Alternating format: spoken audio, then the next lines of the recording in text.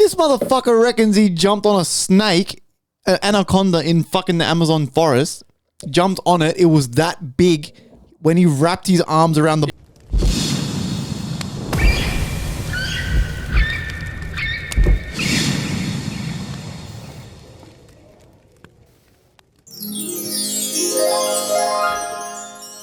Let's fucking go. Hello?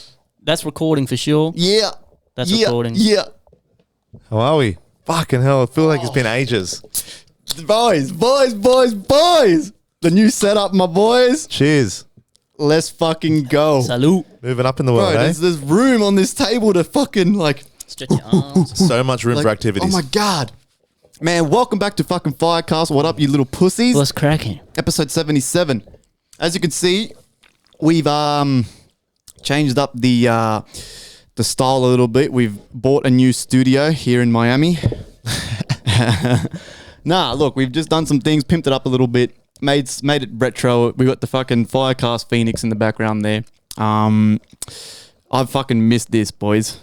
I've missed this. Like, I was saying to Joey K today, man, like, my fucking energy levels are fucking through the roof, man. I just want to fucking grab something slimy and put it in my mouth. Like, that's the It was worth the wait, though. I Damn. mean, if we did it last week, we wouldn't have had this anyway. You know what I mean? So, Yeah, true. exactly right. So I hope the wait was worth it. And it will be. Let's go around the table. How the fuck are we, Joey K? How are you? How's work? Because you haven't been back since the Europe episode. So how have you been adjusting to that? Yeah. Sort of back to the norm, bro. What's been going on? Yeah, I've been going good, man. I didn't really wait too long to get back into it. We got back on the Sunday morning at like 6 a.m. and I went back to work that Wednesday. But I feel like it got rid of that jet lag a little bit because I reckon I would have been fucked for a week if I didn't go. If I didn't go back for a whole other week, that whole week after then, I would have been toast. You know what I mean? So I'm lucky I went back when I did. It was a struggle to get up the first morning on Wednesday, like the first morning of work. But it just surprised me how even though working is like mundane as fuck, right? But something about a routine it helps me eat better. It helps me be more consistent, sleep better. You know what I mean? When you're always on holiday mode, even I noticed when I was away on holidays, my gut wasn't the same as what I am. Maybe that's from eating foreign foods or whatever. But I feel like because you're not, even though, like I said, work's mundane, your body's not going to do the same thing every day. So when you go back into it, I kind of missed it, weirdly enough. Right, I'm overwork and I'm like, oh, I want to go back. We're creatures of habit. Yeah, yeah. But I'm good now, man. Like we're saving money. We're saving money now, which is good.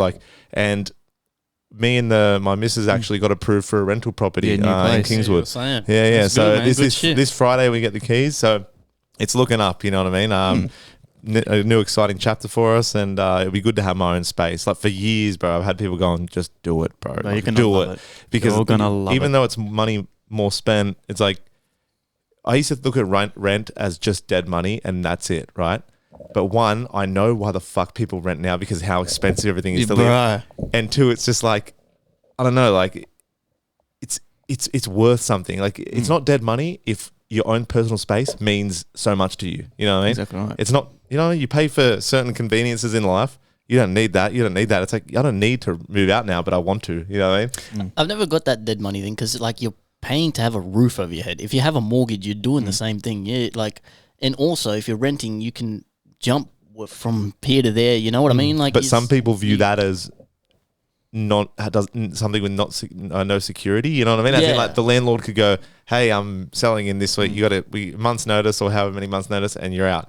But I do like the fact that it's less pressure on me, less pressure on Tori that it's not a mortgage. You know what I mean? Straight off the bat, just a mortgage. Renting feels much more relaxed. You know what I mean? And the place is good, bro. I can't wait for you to. You have to come see it one day. 100%. Of course. Bro, I used to be the same. I used to always say to Chloe, bro, I'm fucking never renting. I'm never paying someone else's mortgage. And then when I hear how much some of my buddies are paying a week for a mortgage, I'm like, ooh, like I'm never having a mortgage. Ever. Yeah. Ever. I'd rather... I'll buy a house outright.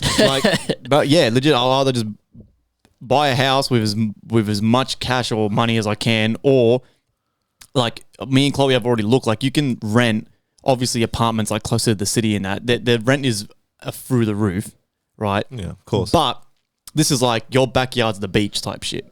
You pay for location. Of course. So it's kind of like, would I rather just, if I was making enough money a week, I'd be like, fuck, would I be just better to just rent a beautiful place because I've got multiple houses I can go back to if shit goes haywire. I've got my in-laws, my mum's, my grandma's, like, so that's sweet. Yeah. So would it just be, I'd rather probably just rent a beautiful beachside property rather than, unless I've got the money to just buy most of it outright. You know what I mean? That's like, going to be hard though to do. I feel like if you're going to get a house nowadays, it's like they won't let you get it outright anyway. No, they want you to pay the interest and shit. That's why people, again, big trap is the real estate trap. People think just because they have a house and they're like, oh, I've got a fucking investment. Like, no, it's a liability until you turn it into an asset. But you can. That's a different conversation. Like, you can make it like it is asset. It is property.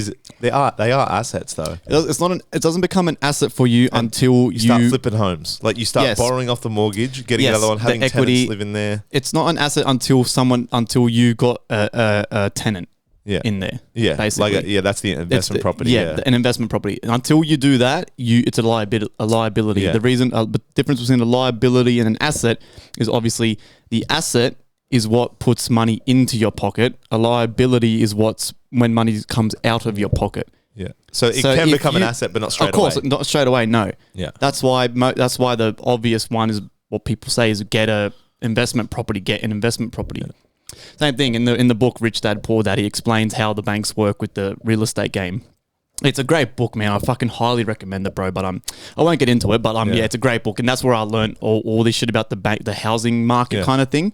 But yeah, he explains very well that like the biggest mistake people think is when they buy a house and they live in it. The people live in their houses till they're 60, 70, paying off their mortgage that's only going up and up and up, and they think it's a asset.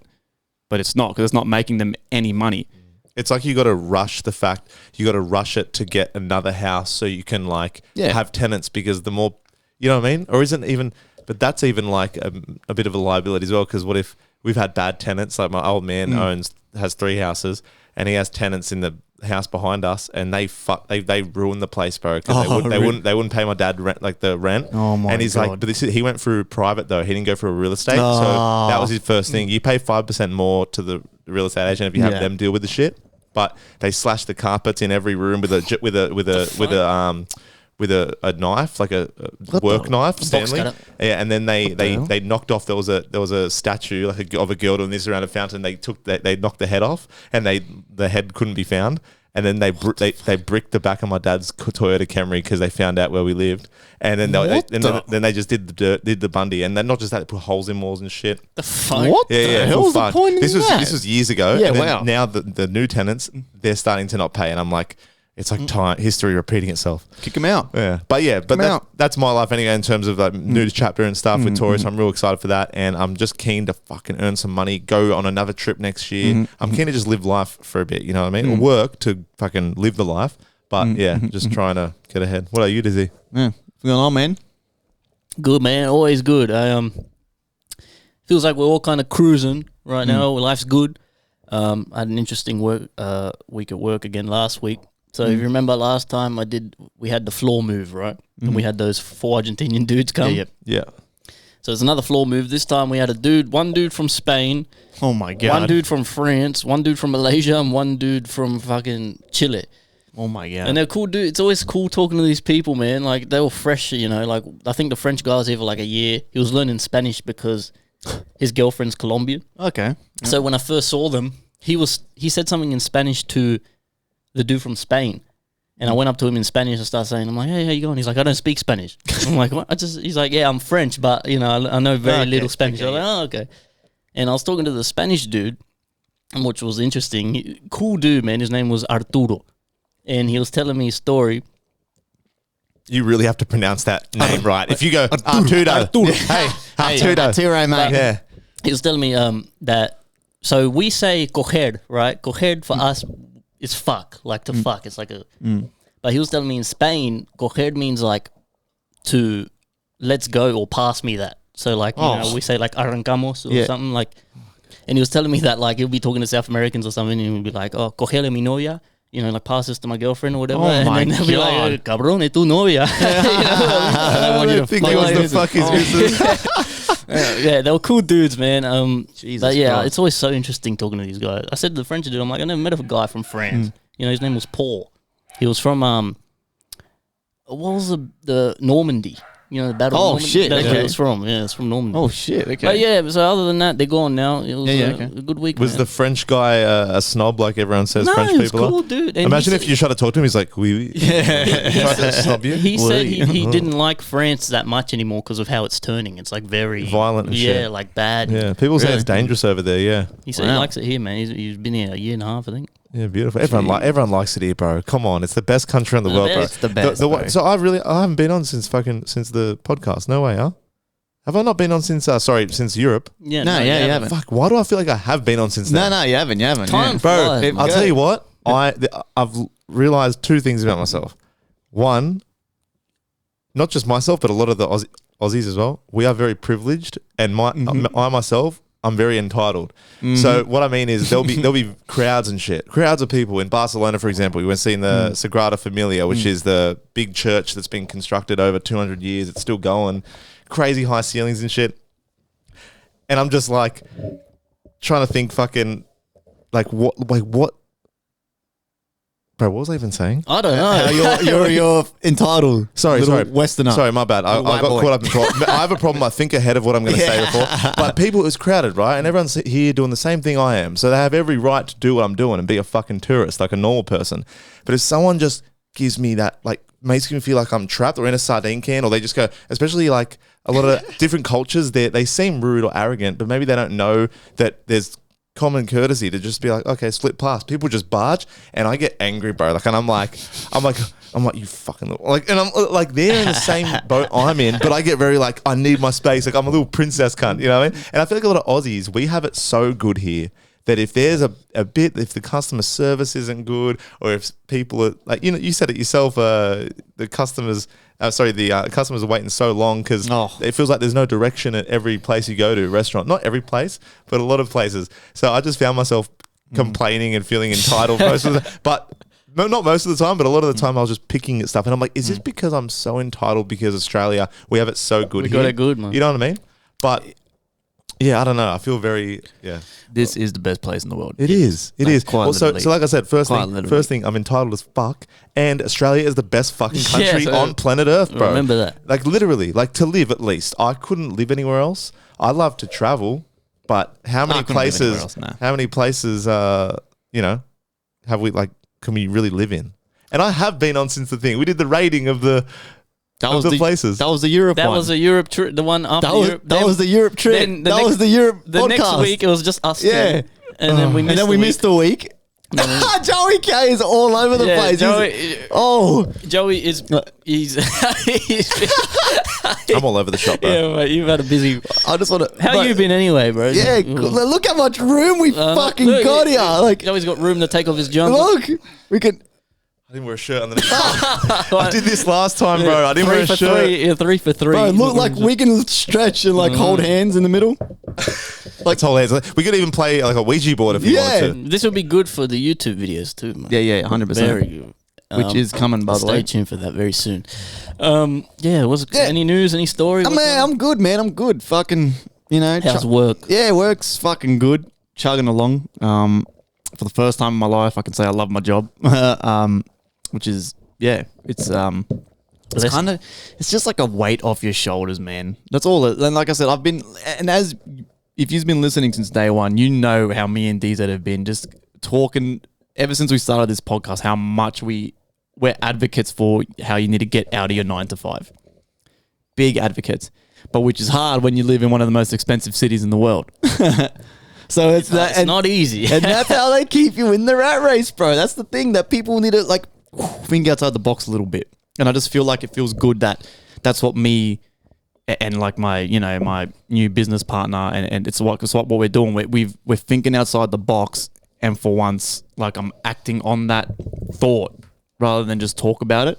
It's just a good feeling, bro. And you're getting the opportunity to do so as well. Exactly. Like, I feel like you've had a good opportunity to like show what you've been doing in terms of like trading and this and that and whatever else, you know what I mean? Have that escape that 9 to 5, like you said. And it's been fucking amazing. Like even my missus said was like, man, you're a different person. Like your energy is just like I said, my fucking energy levels, man. I just want to fucking suck something. It is the time of doing what we've been saying. We've been doing. It's funny because since episode 1, we've been saying we're gonna have a setup like this. Upgrade, we've been baby. saying we're gonna do YouTube videos. And look at this fucking table, man. Wooden table. You can't see our legs. I'm surprised you can see us from the camera lens over there. We're so far away. Iggy came into my work to get this table. Saw this motherfucker. Met Salvador, the cleaner, bro. This guy is an old fella. Yeah.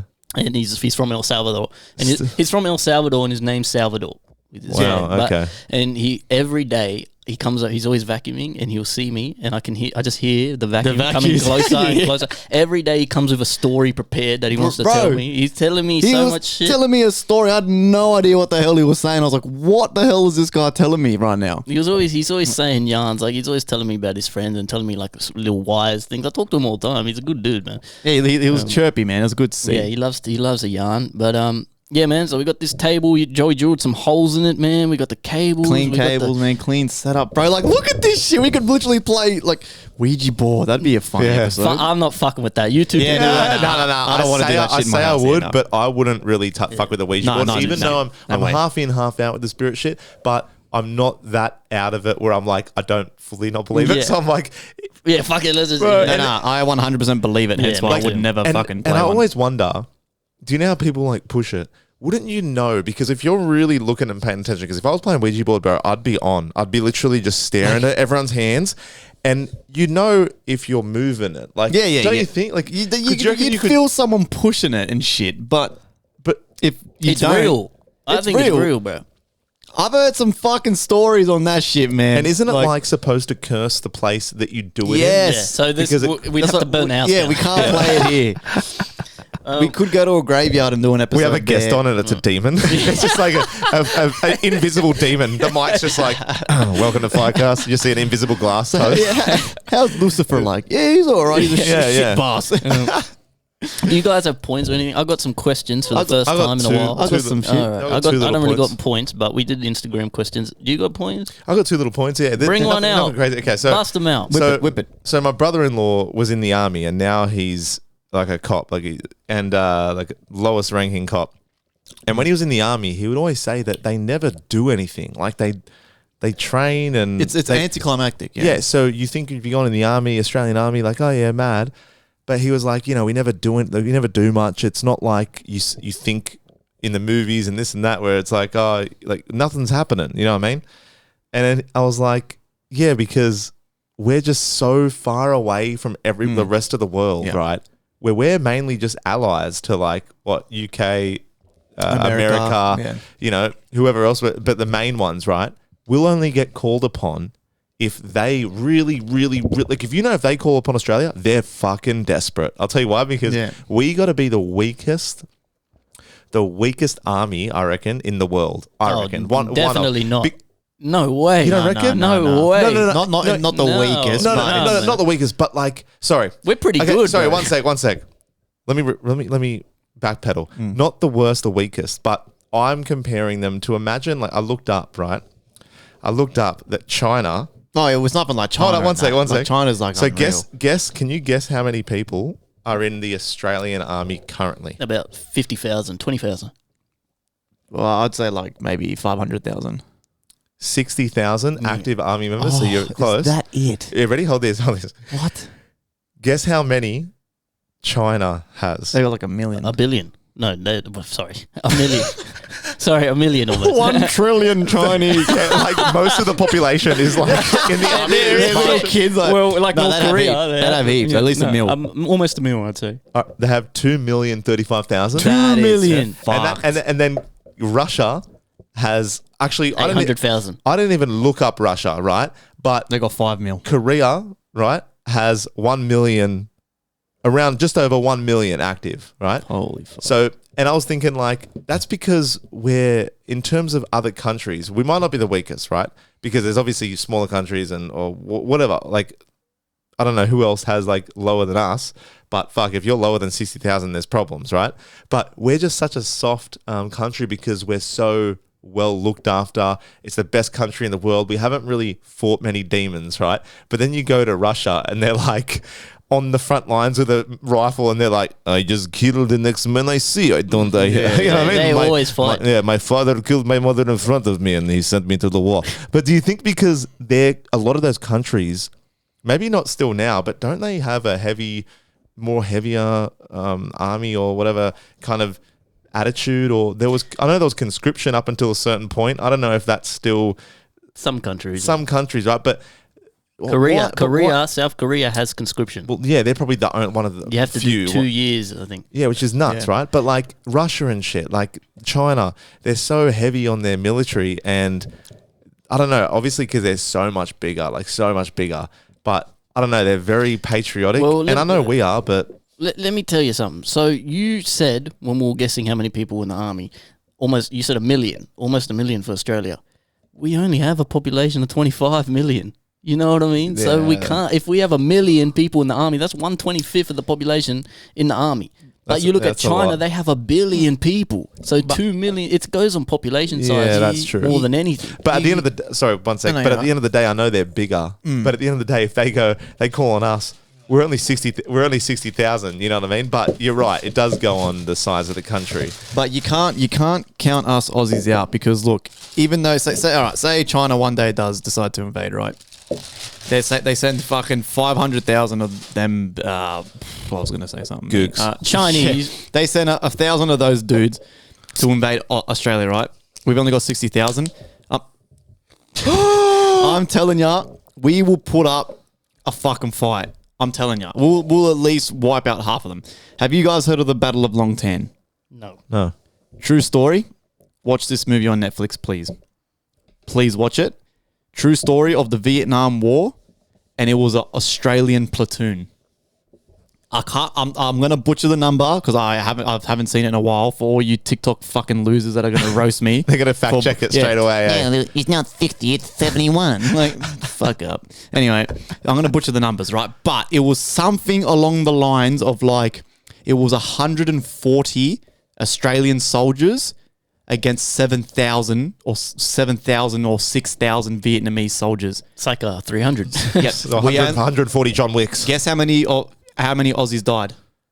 12. I reckon Nah, we only took 20. like 6 or 7 casualties. Bro, Whoa. they're John Wicks. They're John Wicks offspring, all of them. No, seriously, because That's fucked. same with again, I don't know, but this is what you read and stuff. Like apparently our SAS, like our elite special units, is very top, like one of the best in the world, the Aussie SAS. But these guys, right? So long story short, Vietnam, I didn't even know we had many Australian like people conscripted in Vietnam, but we had whole platoons there. So anyway, so this platoon was going on a bro, you know who's the main actor in that movie? Who plays the commander of the platoon?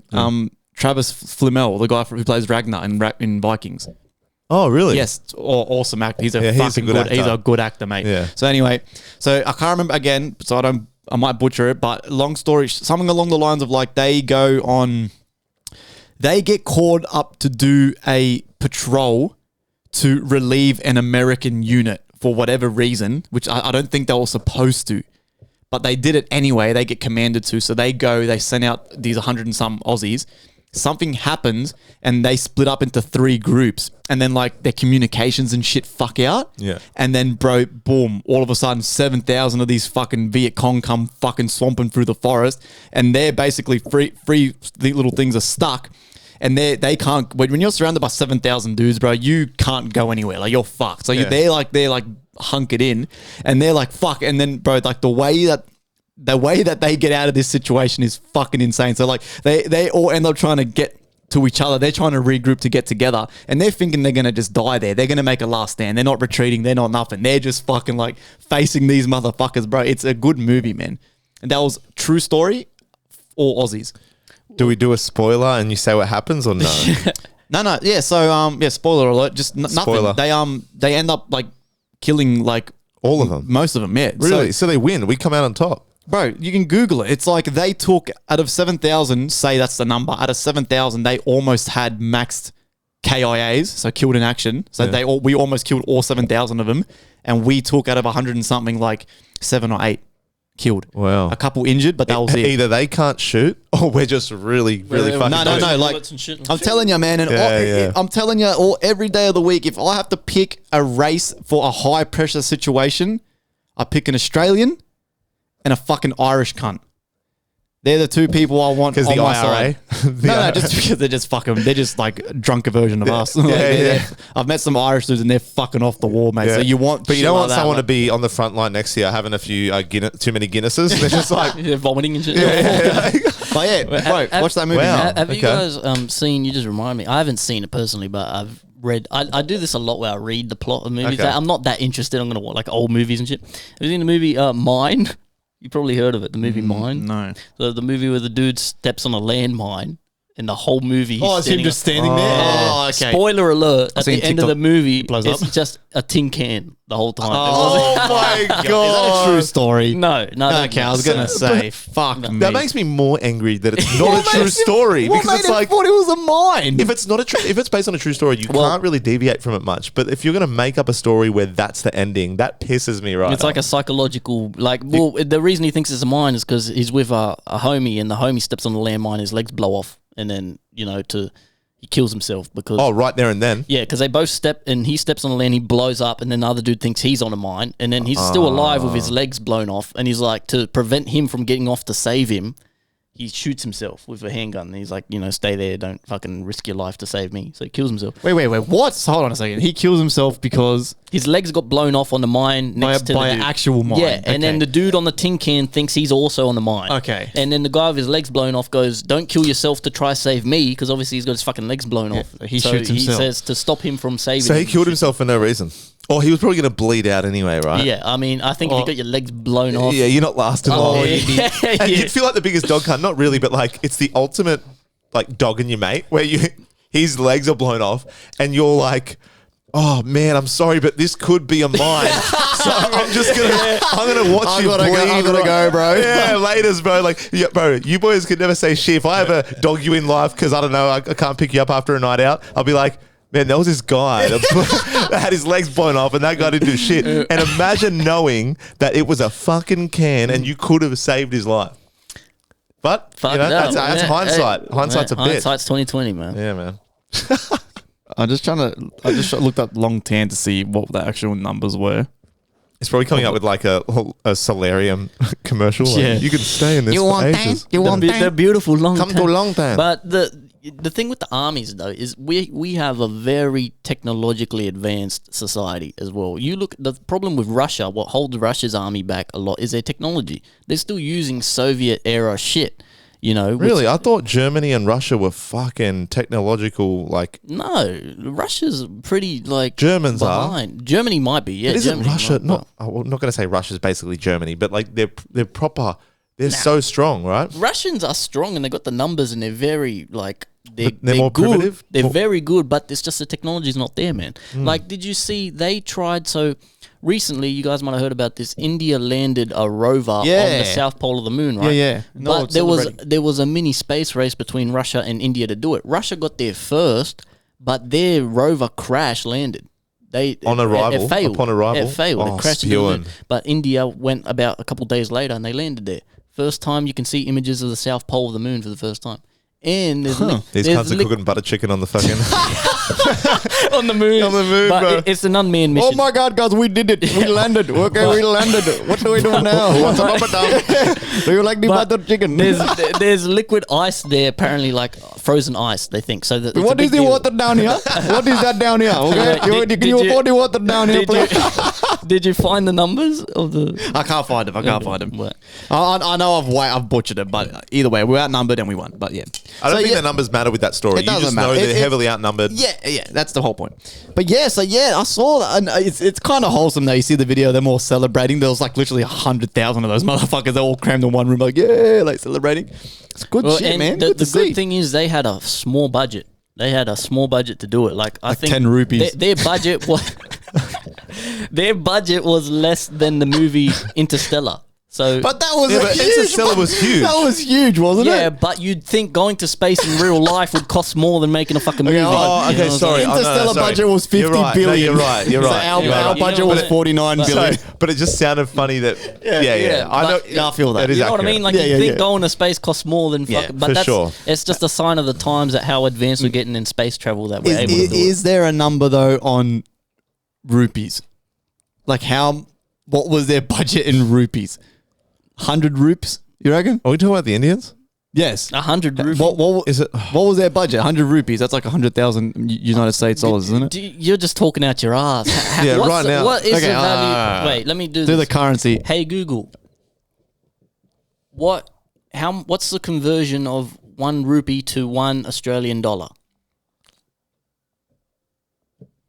0.018687 Australian dollars. According to Forbes, 1 Indian rupee equals 0.0186. I'll go for 6. That sounds about right. So They had about 90 one cents. rupee is 18 cents apparently. Oh my god! Imagine them going. Do you want to go to space? Do you want to go to the moon? And they're I've got 10 rupees. How many rupees? 6 rupees. Do you know the Toy Story? You know Where- Toy Story where the green things in the vending machine? We're definitely getting cancelled. No. Hold on, I'm gonna- This is so racist. that could be a fucking new segment. How many times we ask Hey Google for a fact? Oh, it's so good, bro. it is It's cool. so good. Hey Google, How many cubes do I have? I didn't have a question anyway. Oh. I don't know. I was trying to think of something on the fly. God damn. What's one of your points? Well, yeah. So this one I just remembered. So my homeboy Dylan Page, where I get all my news from for this podcast. Shout out to you, bro, sick cunt. He come up with a weird idea. I don't know if I'll really. I've seen it. Yeah, he wants to. What was it? He wants It's to. not gonna work. Yeah, no way. It's basically just going to be TikTok. So he wants to create a platform where it's just people sharing the news. But if you think of it, the news is so boring unless you're like Dylan Page, who finds the proper news. Yeah, you need Like- a bit of mix. You need Yeah. TikToks, proper like funny TikToks, and the news and serious shit. Did you see the video he posted where he went on a talk show and he was saying that they were so nice to him, But they made him out to be a fuckwit. exactly Yeah. because of the mainstream news. I'm all for trying to get rid of the mainstream news. I'm telling you, the mainstream news is the worst thing to happen to this planet. So if I like where he's going and what he's thinking, but it's not going to work. And I saw a comment that said he just wants people to work for him for free, basically, like, because he says in that video he could hire employees and shit, but instead of hiring employees, he tries to get other people. But anyway, basically, his idea was to get people from around the world to share their local news or stories they think are important. fuckwits though to be like. And how do you separate Yeah. what's real? And Exactly. you know what I Like, mean? how do you know? I don't even know how Dylan Page finds the shit he finds because, like I said, most of my points are from his page.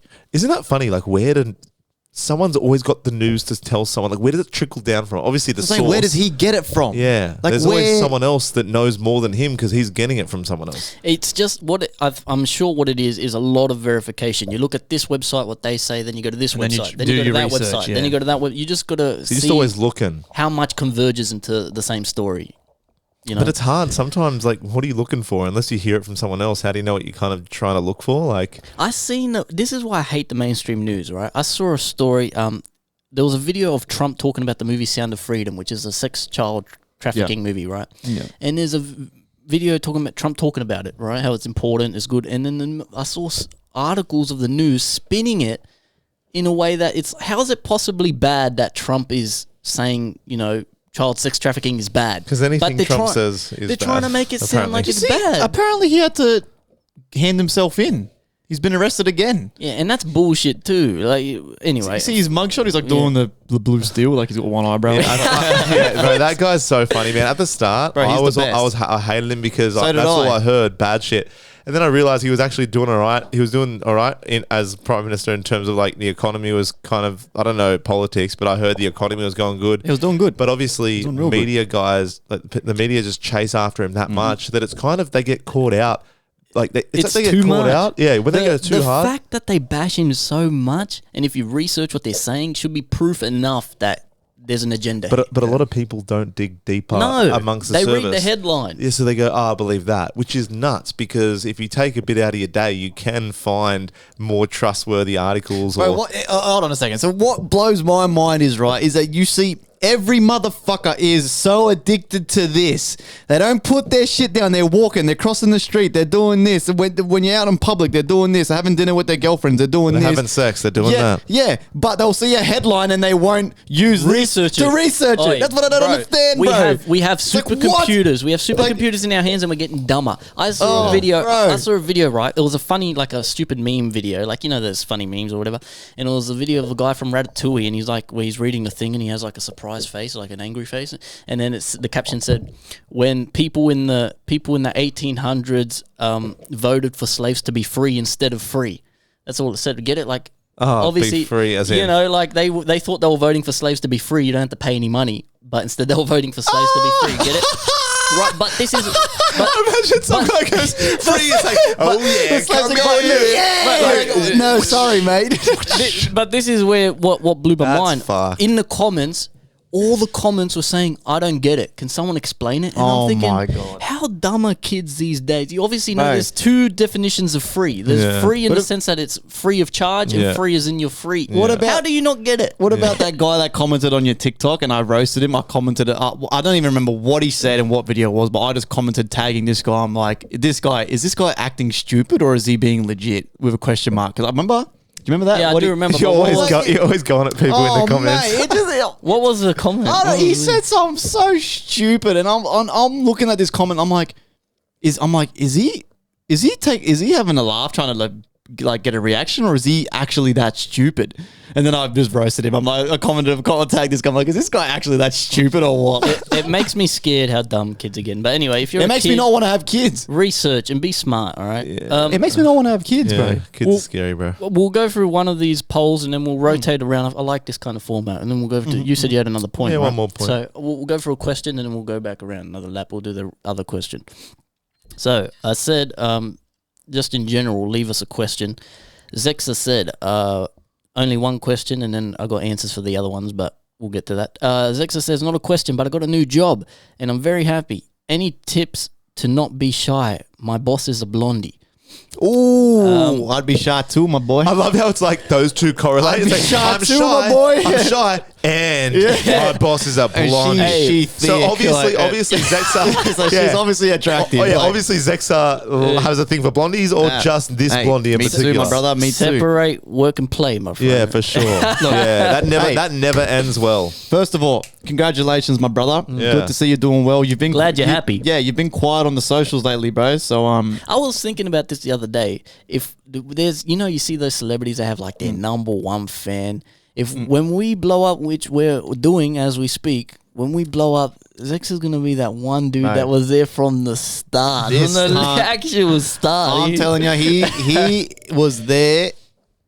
Like when we had, How did you? When I say how did you find him? He Like, found me, right? He found me because there was one of those rap Instagram pages that shared one of my raps, and then from there, ever since he there, was and that was when he had like 100 followers, like type 300 shit, followers, bro, and he was just on board ever since. Ever bro. since. And So there's shout a out few you, of you, bro. man. M16, Carl White, who all you guys? Yeah, they don't know who they are, bro. Like, and we'll get back to Zexa in 1 second, but I know he'd be like you said he shared your rap video on No, Instagram. Or he didn't. A rap Another page, rap page like one did. of those rap and ever since they pages. posted it, Yeah. he obviously loves rap. Yeah, he and does. as Oh, do yeah, he I. does, And I just listened to your new song, Danger. Danger. Bro. yeah, bro. If you haven't listened to Danger Yeah, by now, bro. what the fuck are you actually doing? So Thank you, sir. I'm listening to this at work, right? And I was late to the party, but I listened to the podcast last week or the week before that I wasn't on, I couldn't make. I listened to that while I was at work, and then you reminded everyone, I heard you speak about Danger, but it was actually out at that time. And I was like, oh shit, it's already 2 days out. I haven't listened to it at work. I was literally at work, like listening to just working away, and I'm like, I'm listening to what you're saying while work, and I'm like, in that second verse when you're like obviously this isn't word for word the bar, but like who's the best rapper in Oz? Is it Chillin' at Wombat or Triple One? And it's just like and I'm sitting up, bro, I'm getting goosebumps. What I loved about that line just quickly when he said that, and then he goes something about you guys got the nerve. The nerve. Yeah, You and guys then got I'm the like, nerve. I'm like, you fucking motherfucker, play on words, because obviously if you don't know, there's Nerve's a good a rapper rapper, called Nerve. You got Nerve. Fucking lyricism at its best, bro. Because I wanted to include Nerve because I like. First I of all, like Nerve. a lot of people. Someone messaged me and saying like, I'm not dissing them. I That's like not a all diss, those yeah. guys. Yeah. I was like, who's your top five? It's actually a compliment to them, because you're saying who's the top They're 5 notable. rappers in Oz. Yeah. Is it Chillin'? Is it Wombat? Is it? Well, let's be honest. It is. Everyone's top 5. It's the same 5 dudes. That's because why. there's only 5 good rappers in Oz. Like Wombat, Chillin' even It, sometimes. DZ, Cursor, Nerve. That's it. Cursor Nerve. That's it. That song is about like those Instagram pages and shit. Because lately, the past like couple year, like they see. I know they see me. I talk to these guys. That's why I say I talk to these motherfuckers. And it's like, you really care about the culture or just the big dudes? Because watch, once we start popping off, then they're gonna be sucking my balls. Of saying, course. And you know what I mean? It's like, But I want. that's why I say, who's your top 5? You know, is it a Wombat, But Chillin' It, Triple One? just quickly though, whatever? but a thing that I think you shouldn't be stressing either is what I've noticed, which is something. Yeah, that I don't care, No, but not that. Like something that I wanted to bring up as well. So before I forget, was what I've noticed as well. I don't know if you've noticed, maybe not so much you because you're more of a listener like bias, but what I've noticed, especially with music, bro, we're on a decline. Like, and I'm not just talking. As in the producers. No, everything. Like, Yeah. producers, when big artists like Chillin' and that are releasing music, which he fucking releases 2 songs a year, but anyway, they're not getting the views, the comments, the track. It's all slowly, and I've noticed, and you know what? When I first noticed it was before we went to Europe, right? So I've obviously on my YouTube got all these producers that make cracked YouTube videos about how to produce and that, yada yada yada. A couple of years ago, these motherfuckers are cracking 5-6 milli views on a video. The last time I checked before Europe, one of the biggest producers like on YouTube that I checked, he only had like fucking 50k, 40k views, which is still a lot.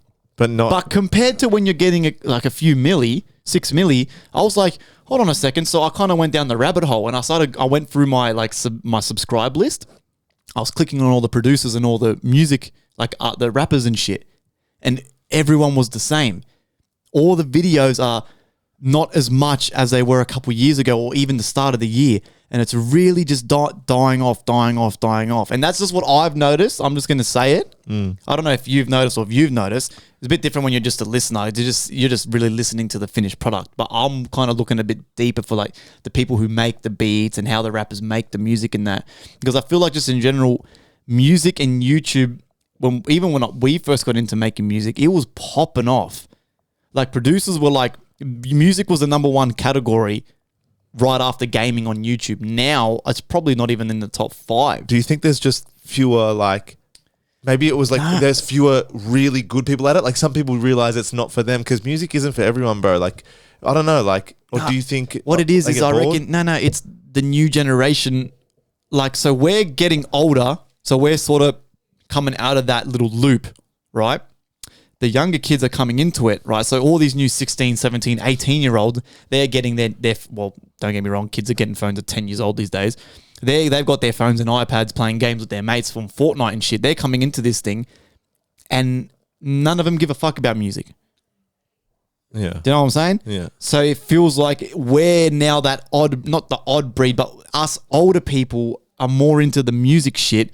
But these younger kids and guys, these young kids don't want to be producers. They don't want to be this. They're just like, I don't even know what the fuck they're doing.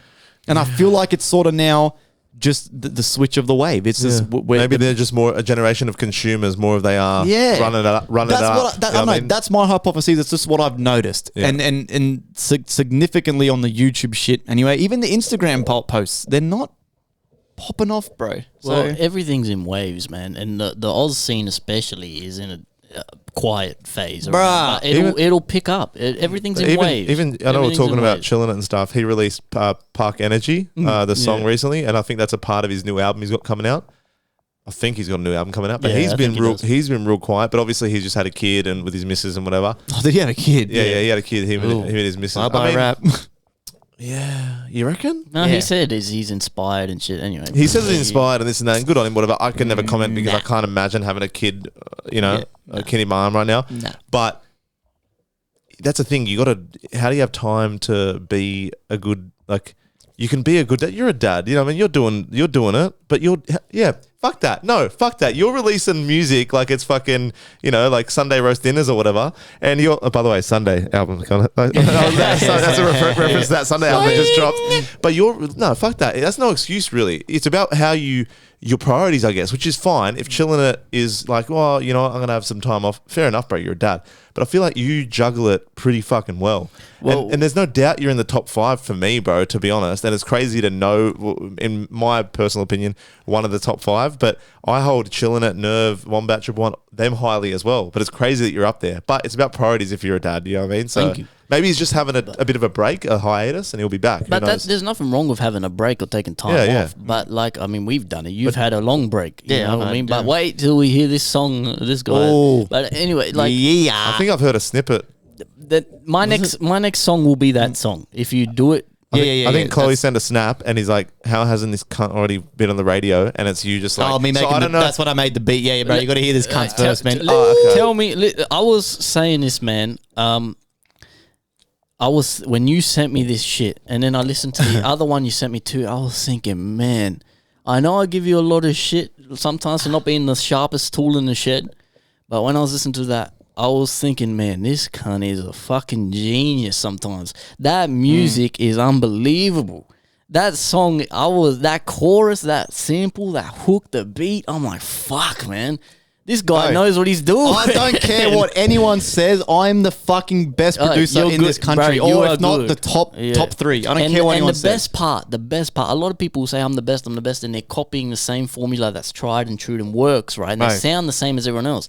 No one sounds like this dude. You can kind of tell if it's a friendly fire beat. The only other Aussie producer who I 100% bow down to, which is where I got my inspiration from, is Flume. That Flume, first of all, basically invented that weird future bass type shit.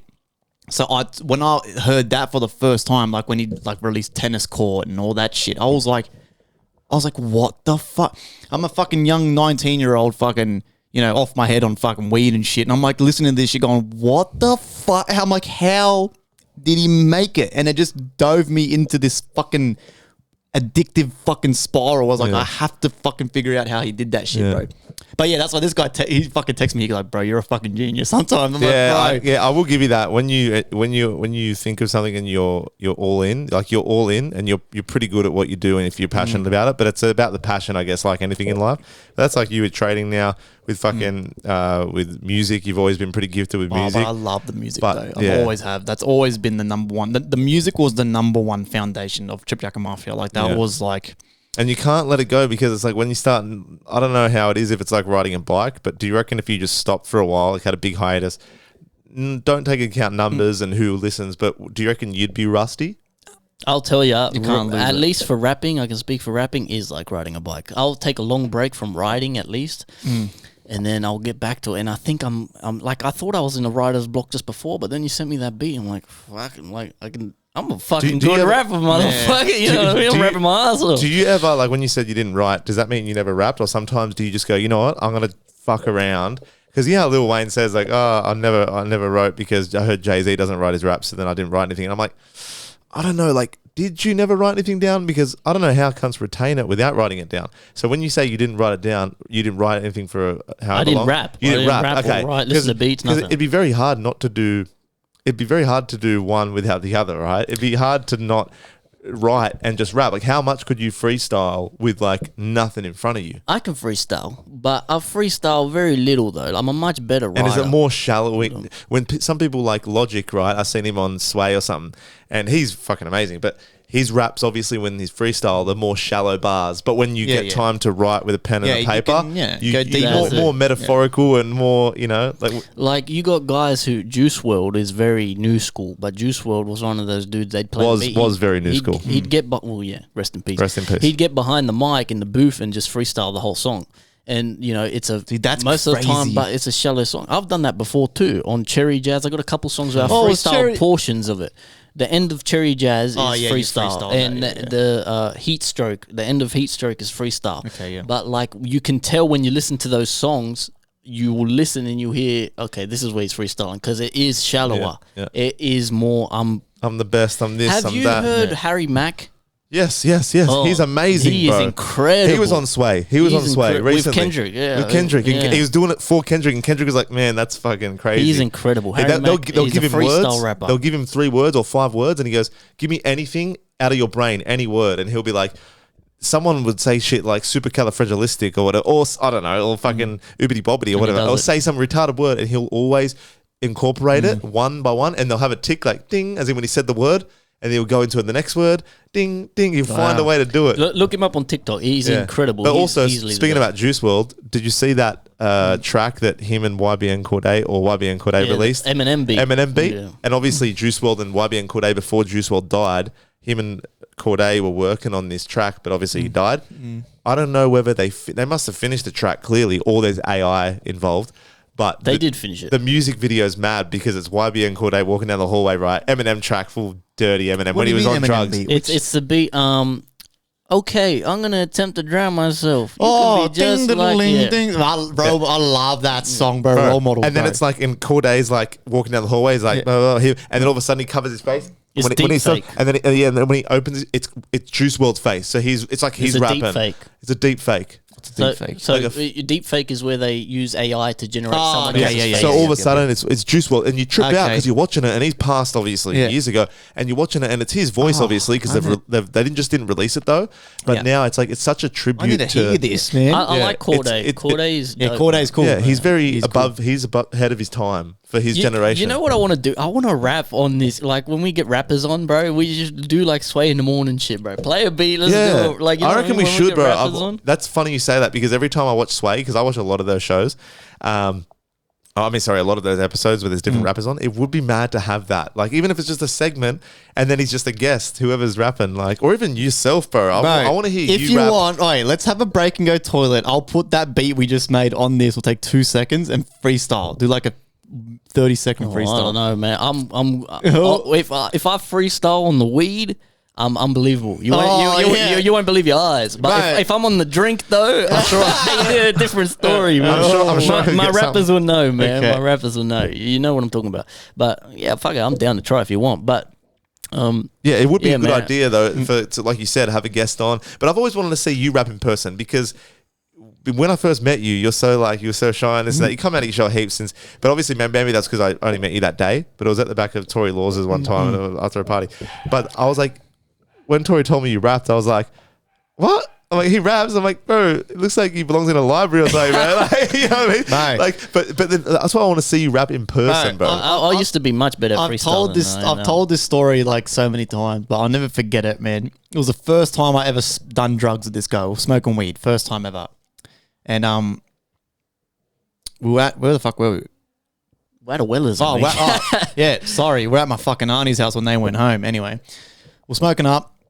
And shout out Jerry Ticklevu, man, one of our childhood best friends, bro. We're there, we're pretty stoned. And he comes up, he pulls me aside and goes, bro, he goes, random as, he goes, bro, your brother can rap. I'm like, what? I'm like, what the fuck do you mean? I'm like, everyone can rap. He goes, he just grabs my shoulder and goes, no, bro, he can rap.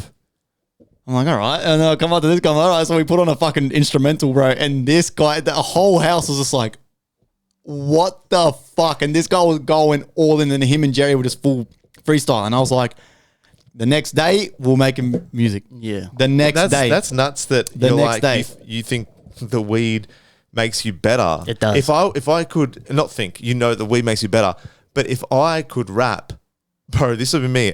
I'd be halfway through a bar and then I'd be like, oh, fuck. Yeah. Like, I don't know. I get it though. It makes you more creative, but the pressure of freestyle in front of people when I'd be on weed, I'd be more paranoid. I'd be like, fuck, if I fuck up this and that, you know what I mean? But the thing is, I think it's like laser focus. I know my rappers know. If you rap and you're listening to this, you know what I'm talking about. Everybody knows it. Are you not paying attention to anything else? It's You're just weird. paying attention to the bar? I don't know how it works, why it works, because the funny thing is, if I'm on the drink, I'm dog shit, bro. I start stumbling, I forget what I'm saying. I do but on the weed, it's just like pinpoint laser focus. It's crazy, dude. I'm the opposite. Crazy. When I was smoking weed, the second that I had fucking half a billy, I'd be done for the day. Yeah, you'd Do be not a- ask you'd me be a to do couch shit. potato. Don't ask me to go nowhere. Don't ask me to get something. Don't ask me to drive anywhere. I'm done. I'm sitting in the park with a fucking muffin. I'm like, bring it. So at the moment, my dad's heart is not failing him, but it's Whoa, what? it's not failing him, but it's like a hereditary. It's hereditary on my dad's side. Like him and 3 other brothers or 2 other brothers have had like the hearts don't really, Not working as well as they could. blocked arteries. They've had stents put in. So stents are that little balloon thing where they open the artery up when it's like closing. They put a balloon thing in and just puff it up. And then another uncle has had open heart surgery. One's had a heart attack. All still alive today, obviously, but just heart problems. So my dad's arteries, they can't really block up anymore. Now it's kind of just like they've done what they could do. Now they got to go the next step, which is an open heart surgery. So my dad's got to have open heart surgery. What, really? Which is kind Holy of fucking shit. scary, bro. But I'd be scared if I was him. But I was looking it up because I went in a rabbit hole about open heart surgery and stuff. And if you're like, I think it's like 30 to like 50 or whatever, it's like 95%, or 30 to like 69 or 70 is like 95% success rate. If you're 71 and older to like 80 or something, it's like Gets tougher. 89%, which is pretty more. good. No, That's still good. No, 89%. So it gets lower as you get older, obviously, Okay, Yeah, right? of course. Because more shit can go wrong. And then I was just thinking, like, fuck, how scary would that be having someone cut your chest open, and then when they cut your chest open, they peel your skin back and all your fatty tissue, and they get to your sternum, and there's a name for it, what they call this procedure, or this part of the procedure, sorry, I should say. They call this part of the procedure where they've opened you up and you see your rib cage is exposed. They open up your sternum, so not in your ribs, but your sternum, right? And they open it up with like clamps. And he had to watch a video on it, because when you undergo a serious surgery, they got to let you know everything that's involved, including what is involved. They have to show you a video, which is kind of fucked, but they have to. So these pliers open your chest and it's spread. So now your heart is fully exposed, and they can just do their thing on it. Oh, bro. And they have to, when they do bypass surgery during this, they have to stop your heart from beating when they're working on it, obviously, but they do it through this bypass machine. So then technically they got to kill you, technically, in terms of your heart's just stationary for the first time in its life. Because obviously imagine trying to work on beating heart. So they put on the bypass machine and it's stopped, right? What the fuck? And I'm thinking, he's obviously going to do it, the surgery, but it's just like very overwhelming for him. But he has to get it done because these chest pains he's getting, they're kind of happening more frequent, and now he's kind of freaking out about it. And I'm like, you got to get it done, because your heart, imagine having problems with your heart. That's the motor that makes your body work. You know what I mean? And I'm just thinking, I had a real deep thought, and I'm like, we are so lucky. And similar to what you're saying with, you think how music producers nowadays, there's barely any blah, blah, blah. Imagine if we went through the same crisis with one generation doesn't want to be heart surgeons, cardiovascular surgeons. What if there's no neurosurgeons that work on the brain? What if there's no surgeons in general, right? We're just so lucky that, fuck, like you want to trade, you want to do music, you want to live your life, escape the 9 to 5. Certain people want to be a CEO of this company, that company. Everyone has dreams and aspirations. Imagine if this next generation didn't really have aspirations of being a surgeon, both a neurosurgeon, a heart surgeon, which I find is the 2 most important, like, fucking organs in your body.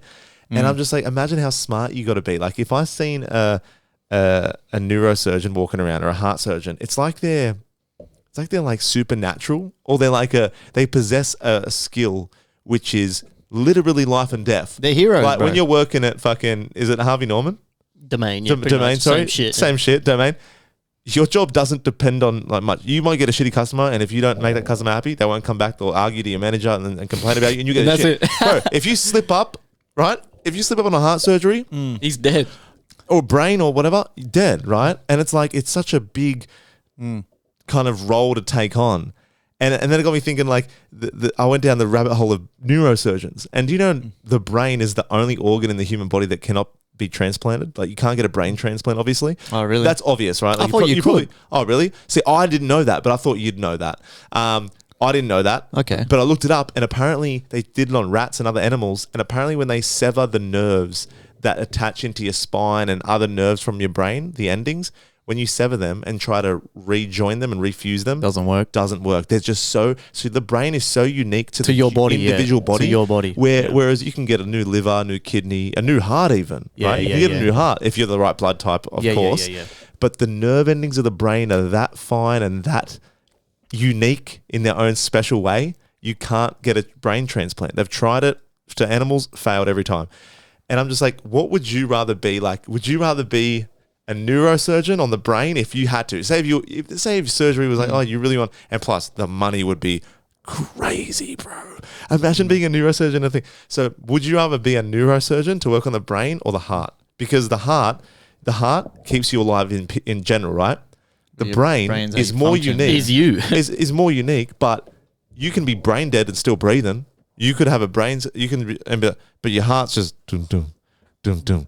Yeah, I mean you can. So what would you rather? I think the brain's more interesting for sure. It is more brain. interesting. Did you know? I'll probably pick the brain. Yeah. Did you know your eyes? They're not connected to your brain. They are your brain.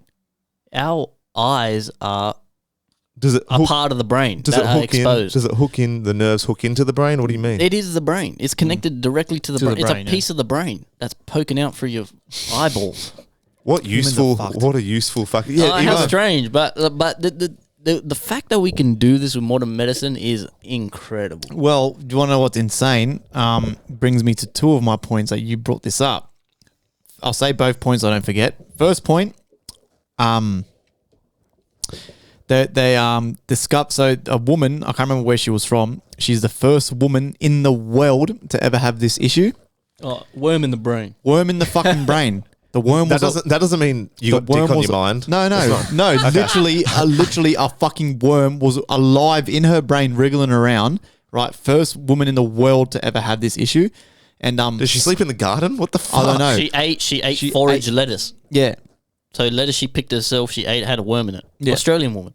Yeah. Oh, I was going to say second point was for the first time ever some surgeon performed I can't remember if it was a brain surgery or like remotely some type of surgery across the other side of the world through a robot. Yeah. I saw that too. Wait, through a robot? So he was sitting in England, I think, and he was in an Australian hospital. The robot was copying what he was doing. That is a one-way ticket to death. Yep. What if the computer fucking shit itself? What if someone forgot to charge the computer? And it's like, what if it glitched? You know in fucking COD when you glitch and you're like, yeah. Imagine like, and she hits an artery. Like, well, you know, that's what scares me about this technology shit, right? What I couldn't help but think when we were in Europe, done so many flights, right? It's all just tech.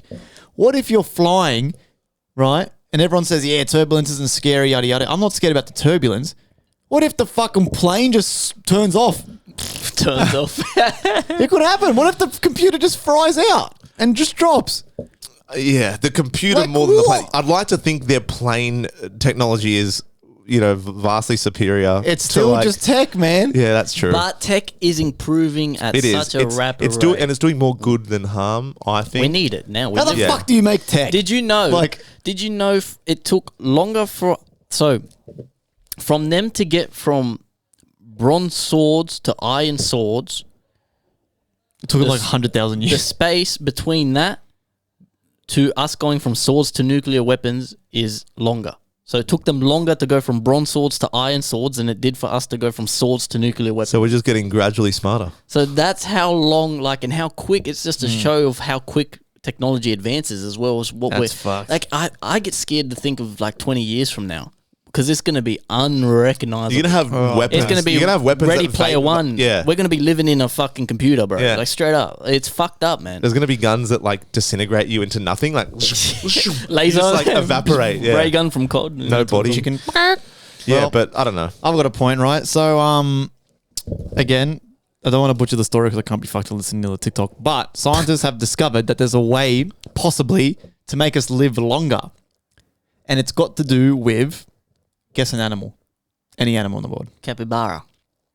To live longer? Lemur. A bat. Naked mole rats. Snails. Oh, naked. I think I've heard of So that. apparently the naked mole rat has a gene in it that makes them live for so fucking long. And they're like little critters. They're like burrowing shit. But apparently Ugly as fuck. they're ugly as shit. Yeah. But apparently their insides are so fucking healthy due to this one gene. So scientists have started doing surgeries on taking this gene out of these mole rats and trying to implement them into mice and shit to see if humans can start using.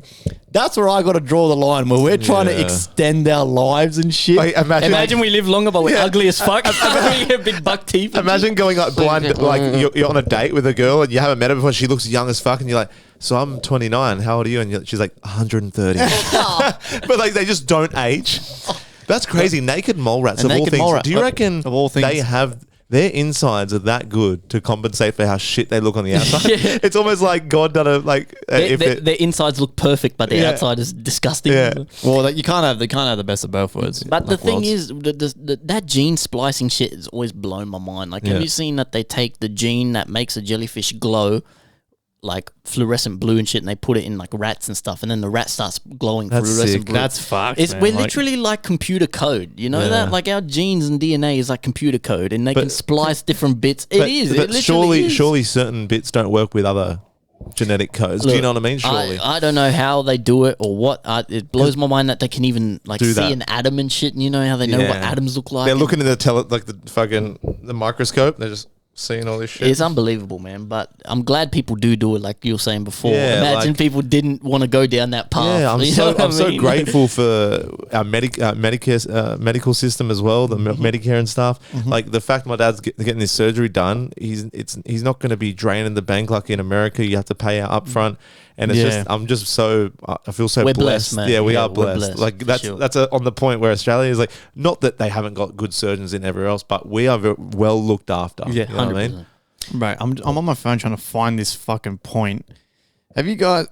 He was on Joe Rogan. Have you guys heard of this fucking what's his name? Probably the Python Cowboy or Paul Rosalie. That cunt. Paul Rosalie. I love that. I listened to that whole episode. I listened to the whole. Have you heard of the story?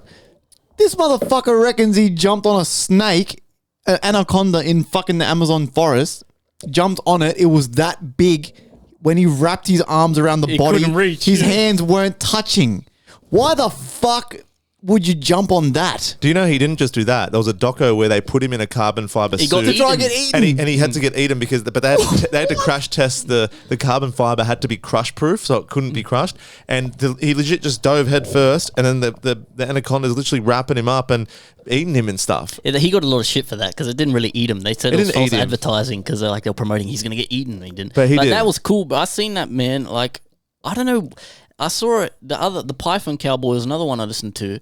And it's like they catch these snakes. Well, fair enough. The Python Cowboy, there's a big problem with pythons in Florida now. I don't know if they become a pest in Florida. So these dudes, there's very few other mammals. There's just like pythons. They're eating everything. Oh, really? Yeah. So this Like dude tries warthogs. to catch him. But Paul Rosalie is a bit different. He's in the Amazon. Catching snakes that live in the Amazon. Yeah, he's trying to preserve them and stuff. Bro, the stories that dude, cunt's though. got, and I thought it was all cap at first, but then when I went down the rabbit hole, I'm like, there's like full photos of him on the internet holding these ginormous he's fucking. cool. And when he man. holds the head, he holds it around the neck because apparently that's where he's supposed to, right under the head in the neck area.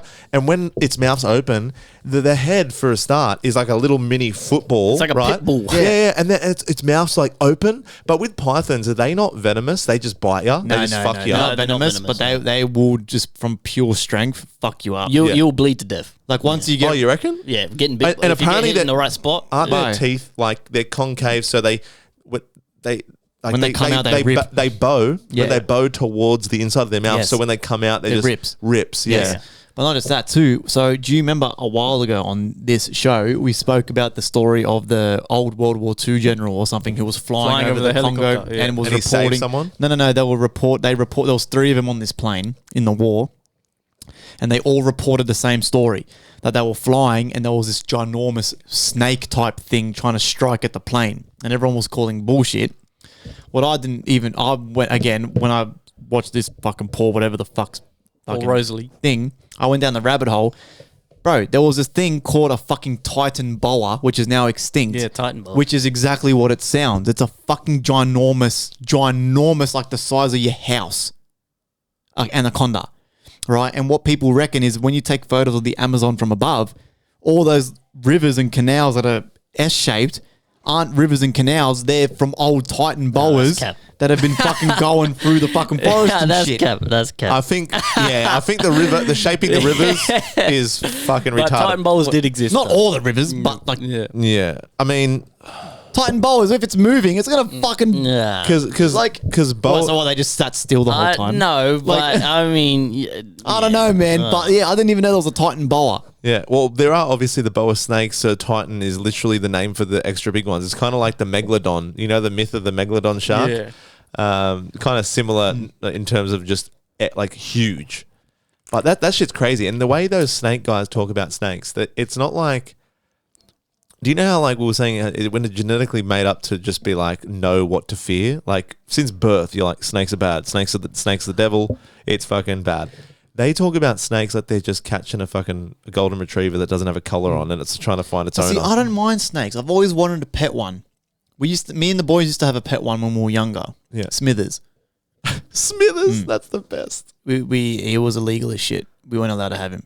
Okay. It was a corn snake, I think. I don't think you're allowed to have corn snakes. Are they the pink kind of orangey yeah, ones? they were orangey, pinky. I don't know. You're not about supposed now. to have them. Yeah, you're not allowed to Or have you them. weren't. We I had don't to know. let him go in St. Mary's Park, which was a real sad day for us. Are they venomous?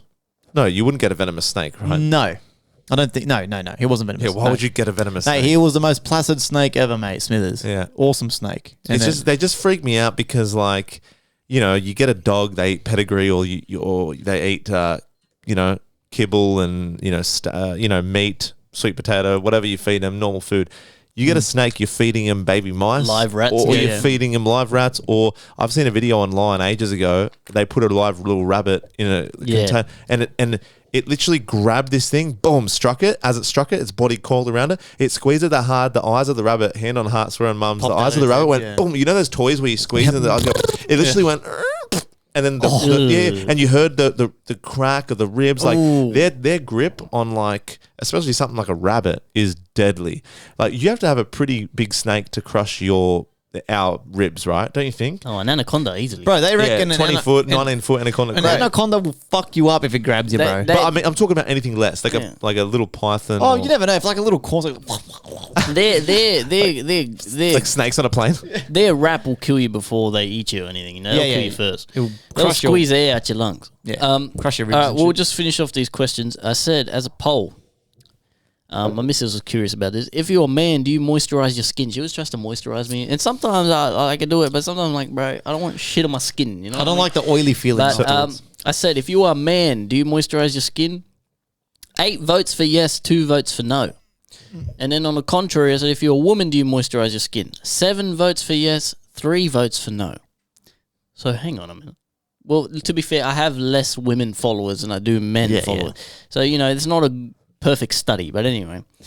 the Do numbers you are guys a bit out of moisturize? Do you whack. moisturize? You So look like, I only moisturize when sunburned. if I'm getting heaps of sun, like in Europe, Yeah. I literally moisturized most days that I got sun. I got a bit slack near the end, and when I did, I peeled a little bit, but because I was so adamant with applying moisturizer, I didn't really peel, which is good because there's nothing worse when you got a good tan and then you start peeling, look like you got pigmentation and shit, like white patches. But Like a flaky dog. and sometimes I had to moisturize and take care of these fucking dogs, like my feet, because my feet looked like I had been walking on fucking coal for 6 months. When I got back from Europe, because I lived in my Birks, and Birks aren't they're not the best for your Protective, feet, yeah? My heels were cracked. My feet looked fucked. They were so bad. They were so bad. I'm all for getting a mani and pedi every now and then. I didn't even want to go to Ling Ling to get my feet done because I was too embarrassed about my feet. Oh, So, really? yeah. So I got this scraper from Woolies, and it has a little catchment thing in. So it catches all the dead skin. And when I would shower, when your skin after the shower is very not brittle but like soft and like whatever. That's the best time to do it. So after the shower, like when I'm in the shower, I just scraped my heels, scraped my feet, this and that, and then I applied moisturizer or actually Vaseline, and then I wore socks to bed for a few nights because apparently when you moisturize, especially your feet, and trap it in with socks, it helps. And within about 3-4 days, they come good. Like they're not the best looking fucking. I can't be a foot model, but they look way better. But it's a long answer to your question. I only moisturize when I really need it. Otherwise, you it's should moisturize though. You should, and apparently sunscreen. Regular sunscreen helps you age like less because you get so much sun, maybe not heaps, but over the course of your life, you should always try to apply sunscreen because like maybe daily or something because it conserves. You're always in The the sun sun. ages Yeah. you. You're in the sun. Yeah. Do you moisturize? Nah. My missus sometimes tries to randomly, you know how girls are randomly go, oh, let me moisturize you, or like, let me put this fucking dildo in your ass, and you just let them do it. Let him but- put the dildo on your ass, yeah. Yeah. So just shit like that. But nah. Like, I don't try to anyway. And to be fair, in this poll, I said if you're a woman, do you moisturize? And only most of these votes are men being funny. There's about 4 votes from women, and the rest are I think most. Moby Slick and Pierce and fucking. Anyway, and the last question on the poll, I said, You guys got to take these things more I serious, said, man. what is the most? And then I got 2 facts that you will blow your mind, right? Going off this question, but what is the most unbelievable but true fact you know of? Okay, got a few responses. Rodsy, shout out to you, man. I've told him before. He's one of my homies, right? And he will be great to get on the podcast. He's like a hunter. He's always had, when we were growing up, he always had the cool shit. Like, he's got guns and shit, and like Bro, dune buggies bring him and- on. I said, bro, Bring I him told, on, I told man. him once. I said, Bring him motherfucker on. But he says, shout out to you, bro. I hope you're well. He says, dolphins get high off eating pufferfish. Have you heard of that? Yes, I've I've heard that, yeah. A dolphin will rape you. Yeah, they will rape you too. They will rape That was you. my. That Yep. was literally my Yes. fun fact that I didn't know. They literally in groups, right? They'll corner a female, and Rape 'em. the raping will last hours or days. And legit, I promise. Look it up on Google. It can last hours or days, and with that whole time, they just trap her, beat her up, kind of thing, like rough her up, and then fuck her, like rape her, like individually, and then when they're done with her, they just swim off, like they just leave her. Days of They're rape. fucked. Bro, they're fucked. Days. And that's nature, bro. But that's so Holy funny that he had a shit. dolphin thing, because as soon as you said that, because I only learned that They're recently. scary, dude. Yeah. But they're not They scary will- to humans, though. No. They're the Isn't only it? animal in the world that have sex for pleasure, not just to reproduce. Which I think fact there's a alone couple is more. no, there isn't. Look it up. It's only dolphins. Did you hear about that? Only You would have dolphins. heard about this, but the dolphin trainer that was basically jerking off the dolphin, masturbating yeah. the dolphin, and then the try dolphin and got get- used to it so much where when she wouldn't do it, he wouldn't be like obedient, and then he got attached and he got like aggressive and shit. But like, he fell in love. What? yeah, swear to God, There was she a got guy. done. There was a girl jacking off a Yeah, dolphin. masturbating the dolphin to get him to be obedient, and then she formed a relationship with the dolphin. Like, when I say relationship, not going to the fucking dinners, but was not just the trainer, but ritually jerk this fucking dolphin off. First of all, what do dolphins' dicks look like? How do you jerk a dolphin? How do you find is its it dick? is it a second blowhole, and out of the second blowhole it's just like a little pink thing, like. So I'm wondering. I really want to see that. Like, I might be a weirdo, but I want to see. I wish her. I had a trainer that jerked me I off wish to I was. do things. I wish I was a cleaner at like SeaWorld or whatever, and I'm just like, I see a dolphin, I was like, and I'm like, I'd be opening that door a crack and just looking in. You're mopping the floors and the dolphin just walks in. He's like, "Hey, bitch!" Well, shit! Hey, he's got a cigar in his mouth. Oh, yeah, like, cigarette. Like Holy most dolphin, shit. like most animals, sorry, their dick only comes out when they're horny. So it's Yes. like in their body and it comes out. But anyway, Except horses, they stay strapped. They stay strapped, bro. You ever see a horse and it's flaccid, and you look at yourself and you're like, God, why do you make me look so small, bro? then Scooby Snacks, shout out to you, bro. He always likes my stories. He's a fucking legend. Bit of a newer follower. Says your skin is the largest organ of your body. Yes, Yeah, your I skin's forget that actually it's an organ. Yeah, yes, it is. an That's organ. why they actually reckon that girls shouldn't be wearing makeup, because all that shit gets sucked into their skin and all those chemicals and shit. It's so bad for your skin. But the poor ugly betties of the world feel like they have to wear makeup, which But you don't. These But ugly bitches. and need it. Instagram socials, that doesn't help either. They No. that's another thing. That's another topic entirely. Yeah. And then Zexa says turtle shit on coral so it grows back. I'm not too sure about that so one. the shit exactly. grows back. What happened? Oh, so the So coral they grows. shit- Oh, yeah, yeah. so the coral Oh, grows back. bro, that's But possible. Did you That know is possible. most of the sand in the world is parrotfish shit? So there's a fish called a parrotfish, and it shits like the sand. shits. The sand is its shit. Fuck off. Seriously, See, I swear to God. feel like that's as cap as the Yeah, Titan, look it up. the Titan Boa making No way, making bro. rivers. I'm sorry. Okay, Google. Oh, that's twice we've asked Does, Google now. does Ding, is sand on Earth She has a little parrotfish emoji. poo? According to NOAA's National Ocean Service, the famous white sand beaches of Hawaii, for example, actually come from the poop of parrotfish. The fish bite and scrape algae off of rocks and dead corals with their parrot-like beaks, grind up the inedible calcium carbonate reef material in their guts, and then excrete it as sand. Wow. So hold The up. beaches of Hawaii. So Hawaii. it did say, But Oh, okay, Hawaii. I was But- going to say, I'm never going to the beach again, cunt. yeah, I could just imagine hula girls doing like, and then it's fish gone.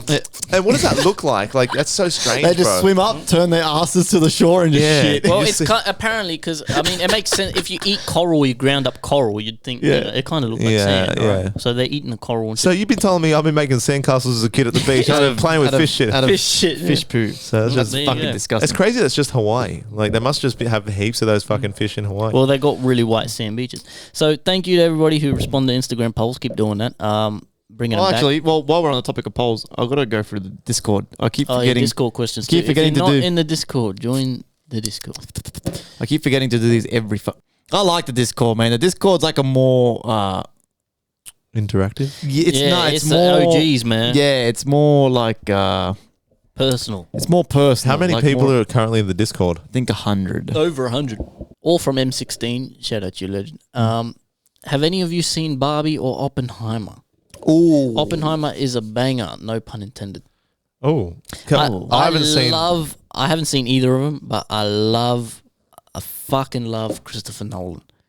That guy is the best director. He never misses. Interstellar's my favorite movie by far. I love the Batman trilogy. I love all this dude's movies. And I know I love Cillian Murphy. Oh, he's the So best. this movie is going to be, I know, tops. But I haven't seen it personally. Have you? I haven't, but I've seen Barbie. I can touch on that. Have you seen any of them? Nah. No, I haven't seen Barbie. I'm not really interested, to be honest. Can I touch on Barbie? Yeah, go ahead, bro. So Margot Robbie Oppenheimer. is fucking sexy. Oh yeah, man. she is. Oh It's, my it's God. actually insane. It's She- actually so hot that I'm like, and this is gonna sound cap, Aussie too, but- yeah, exactly. I used to see her on Neighbours and be like, she's gonna be a star, either Yeah. a porn star or a movie star, and she went the right way. So And unfortunately, she's a movie star. yeah, unfortunately, we're like, how about you get a real job? No, but like, she's so beautiful that I'm like, it kind of like, it's just so out of everyone else's league where I'm like, oh yeah, she's beautiful, but it's not like I'm not sitting there going, oh my God. The only movie that I was like, oh, okay, what the fuck? What is this? Like, I seen her in a different light was Wolf of Wall Street because Oh, she had to man. play that sexy Boston, Right. like Boston accent She's kind of so girl. hot that like Yeah. you would just like. She's so hot that she's not hot. Yeah. Like you look at her and you go, oh. But when you actually really think about it compared to other like women, she is stunning. Yeah, I'd forget to talk. I'd forget Yeah, how to I'd talk. be like, I'd be like, "Ugh." I'd honestly Like- be like, I have nothing of substance to offer you, Yeah. so I'm just gonna wave. I'm just gonna walk away. I'll Yeah. smile. If I seen her in person, I'd be, because that's the thing when you see someone famous in person. I don't want to be that typical Fanboy. Can I, Oh, can I get a photo? I'd be like, I don't know. I'd be like, what are you, a fucking owl? I don't know what I'd do, but like, I think I'd just go, oh, hey, whatever, I love you. Nah, I'm joking. But like, she's just crazy. But in that movie, she did so well in that movie. Don't get me wrong, it's not, when you compare it to Oppenheimer, they're two different movies, right? Yeah, You're talking about it, but Ryan Gosling in that was amazing. Margot was amazing. The movie is basically, it got a lot of heat on socials and shit because guys were going, oh, it's sexist against men and blah blah blah. But it's not. Let me run it down real quick for people who haven't seen it. Kind of a spoiler alert, so skip past this segment if you don't want to get spoilers. But it's basically like Barbie World or Barbie Land is, or women run everything. So there's a prime minister or a head honcho woman as a girl. All the girls in Barbie Land do the important shit, and the guys are just like, everyone's Barbie, but there's like original Barbie who's Margot, a stereotypical Barbie. Then there's Farmer Barbie, Dr. Barbie. So there's all different Barbies, like girls, and they're doing all these professions and they're all succeeding. Not saying that in the real world girls don't succeed, but it's predominantly women that run the shit, and men are just kind of. Bro, that Yeah, sounds man. amazing. Give us a fucking break. Yeah. You guys fucking step it up and do some shit, man. Fuck, that sounds like a hectic time to be alive, bro. I'll fucking live in Barbie Village all day. Yeah, So I so- can fucking go sit at home and fucking finger myself over some Netflix, bro. Fuck that. That sounds hectic. And her and Ken go to the real world. the fuck? And they realize in the real world that men run the world. And Ken starts to really love the real world because he's like, oh, he goes, what are you? He goes, I'm a CEO. Blah, blah, blah. And it's all these men. And there's like all these men on billboards flexing. And like people, they go to Venice Beach. And they go to Venice Beach, all these jacked cunts working out. And Ken's like, I love it here. And Margot's like, I feel an undertone of being conscious, but it's of myself. Like she's self-conscious because guys are like checking her out and like being sleaze bags. And they're like, and they just don't know how to act. And it's funny because that is the real world. Like a lot of men, not all men, a lot of men are pigs. Like how many tradies? I've seen a lot of tradies in life. They catcall women, and I feel like when you catcall a woman and random woman, they still do that. Yeah, bro, I've been on sites where guys maybe not, hey baby, but they'll look like this, like they've never seen a woman. They'll make them feel known, uncomfortable. You know what I mean? Like if you're gonna check someone out, try and make it subtle. Don't try to make it, because a lot of guys have this fantasy where if they look at girls, they think she wants this dick. If she sees me looking, she's gonna cream her pants. But really, girls just see a fucking testosterone filled a baboon. Yeah, and it's not nice. And it showed you that in the movie where guys are trying to flirt with Margot, blah, blah, blah. Like, hey, does it got some fries to go with that shake? And she's like, and she doesn't know how to be. And then it turns out fucking they go back to Barbie Land eventually, and Ken's take over because Ken has picked up from the real world how hey, we can be more than this, and all the guys band together. But then the girls come through and go, we need to take control of this and that, blah, blah. I'm kind of summarizing, but it does pick out a lot of society's issues with womanizers in the world, like men that don't really treat women not good. You know what I mean? But guys that get cut over that movie are the problem. Yeah, but they're the problem that the movie's saying. Like, you know what I mean? They're the people that, because I don't, if you're a fucking man that's comfortable with your fucking, your position in the world, and you're like, guys can have it all. Like girls can be CEOs, guys can. There's room for everyone to have a bit of the pie. But the guys that get cut, they're focusing on the wrong thing here. Like they take the piss. Like there's a scene there where Ryan Gosling, he's trying to be full masculine, and he slides down the bonnet of the car, but it's a dry, hot day. So he's like down the bottom, and he's trying to be like all cool, but it takes the piss. So, but a lot of kids were in that, and I don't think it's a kids movie, not because it's rude and it's got sex or anything in it, but there's a lot of hidden meanings where if you didn't know the context as a kid, if you're not 14 or older, don't watch the movie. And like there's a scene where one of the girls told Margot, oh, stereotypical Barbie, all you guys did was make girls feel self-conscious because they feel like if you're not shaped like Barbie and beautiful with blonde hair and no cellulite, no flat feet, that you're a piece of shit, basically. So she's saying how it was an undertone of like Barbies were like shaping girls' minds where, I don't look like this. Why couldn't you have a fat Barbie? In saying like, why can't you have I'm not saying like a fat Barbie, but like, why can't you have just a housewife Barbie who's pretty but not over the top, not feeling like she's got to get injections, this and that. So it makes women, I think it was empowering for women, and I even enjoyed it. But I feel like if you get insecure about that as a male, you're just not insecure. You've got a little yourself. Yeah. What do you rate the movie? I rate the movie for what it was. I'm not comparing it with Oppenheimer. For what it was, I reckon 7.5, 8. Solid. Have you seen any of those movies? No, I really want to watch both of them, though. I'm watching Oppenheimer this weekend, I think. Or maybe not because we're moving out. But how long are movies in the movies for? Usually a month? 2? How long are they showing for? No idea, to be honest. So I don't know. I want to try and catch it before it's out of the movies, because there's something about the movies where I like it's a vibe, extra salted popcorn. I get the chocolates and shit from Woolies because fuck spending all that. But popcorn is a must. Oh, they broke something out there. Yeah. Oh, they just dropped a plate. If you heard that. No, they wouldn't know that. Popcorn you need to get. From the movies. Popcorn's a must. I love popcorn. I eat at home. Yeah, popcorn's got to be from fucking movies. 100%. You know who I thought was a brilliant actor, man? Shout out Australians. If you're Australian, you're a fucking legend. You know who's a great actor who I only recently discovered because I haven't watched too many. Well, obviously Hugh I watched Jackman. I'm forgetting his name. Not a good start. Heath Ledger. Heath Ledger. I watched The Dark Knight. Best performance, the Joker. Best Joker. But I watched recently 10 Things I Hate About You, and then the range this motherfucker has, bro, to go from that, and then he did Brokeback Mountain too, which I haven't seen, but it's playing a gay cowboy, and then he goes. And the funny thing is too about The Dark Knight, when they announced that he was the Joker, there was so much outrage. They're like, "How is this dude who's played a gay cowboy and played fucking 10 Things I Hate About You, he's like a chick flick actor? How's he going to be the Joker?" They reckon that role's all and killed it. Yeah, that role fucking. No, I think that's all cap. I think. No, and he got a posthumous Oscar for that role. Yeah, no. The stories about him and that role is like... I heard, like I said, this might be cap. I believe it.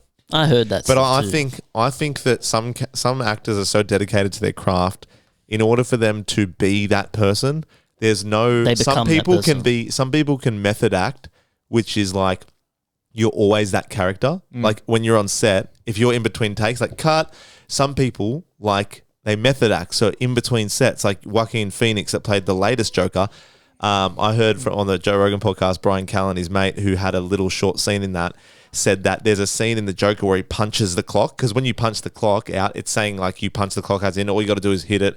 That shows you're out of there. But he slams the thing off the wall and starts laughing. Apparently that was, and he breaks it. It falls off the wall. Apparently that wasn't in the thing. He just was so, and he Into wouldn't. the role, apparently yeah. he wouldn't look at anyone else on set. So when Joaquin Phoenix was on set, Brian Callen, this guy would talk to him and he'd be like, "Oh yeah."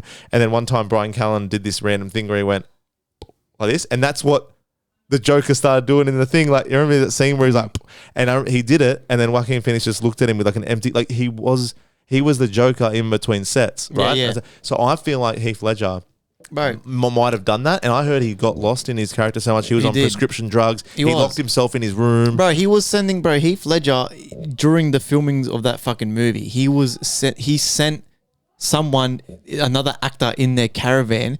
He sent them a severed pig's head. No, No, bro, wasn't that that's what happened. Look it up. Wasn't bro. that the Jared Leto? No, that was sending it was people Heath. shit? It was Heath Ledger. Heath Ledger was sending. He sent someone a pig's head because it was that into the fucking role that he was literally like he went crazy. Yeah. See, he I went don't- crazy. See, that might be facts, but I think that might be, if anything's cap, I think that I might be. thought I heard about Jared Leto doing that. Oh, with okay. rats Who and shit. knows? I don't But- know, but but- that's but- probably I'll show true. you. I mean, Australians are great actors. Chris Hemsworth, Heath Ledger, Margot Robbie. We're Aussies are killing it. Have you seen this chick? Oh, I don't know her too well, so I don't know her name. So never mind. I'm gonna forget about that. I saw this chick, another Australian chick, where it was a video of actors doing like accents, and you don't know their real accent because they're so used to doing like they see them on TV, they're doing like an American accent. It was an Aussie chick, and she was brilliant. Like, it looked, I don't know, Aussies are brilliant at everything, Yeah, sport, movies, whatever. Yeah. But I think if you're an actor though, if you're an actor and a superstar actor, like a really good actor, I feel like there's a few screws loose. You know what I mean? Or Yeah, there's something, because definitely not something not right. It's yeah, for it's sure. like maybe when they grew up, they felt they had something to prove, or I don't know. And so some actors like I know he's not Aussie, but Christian Bale, Matthew McConaughey, they get into roles, and whether it's physical shape, they gain weight, they lose weight, whatever they got to do, they'll do it.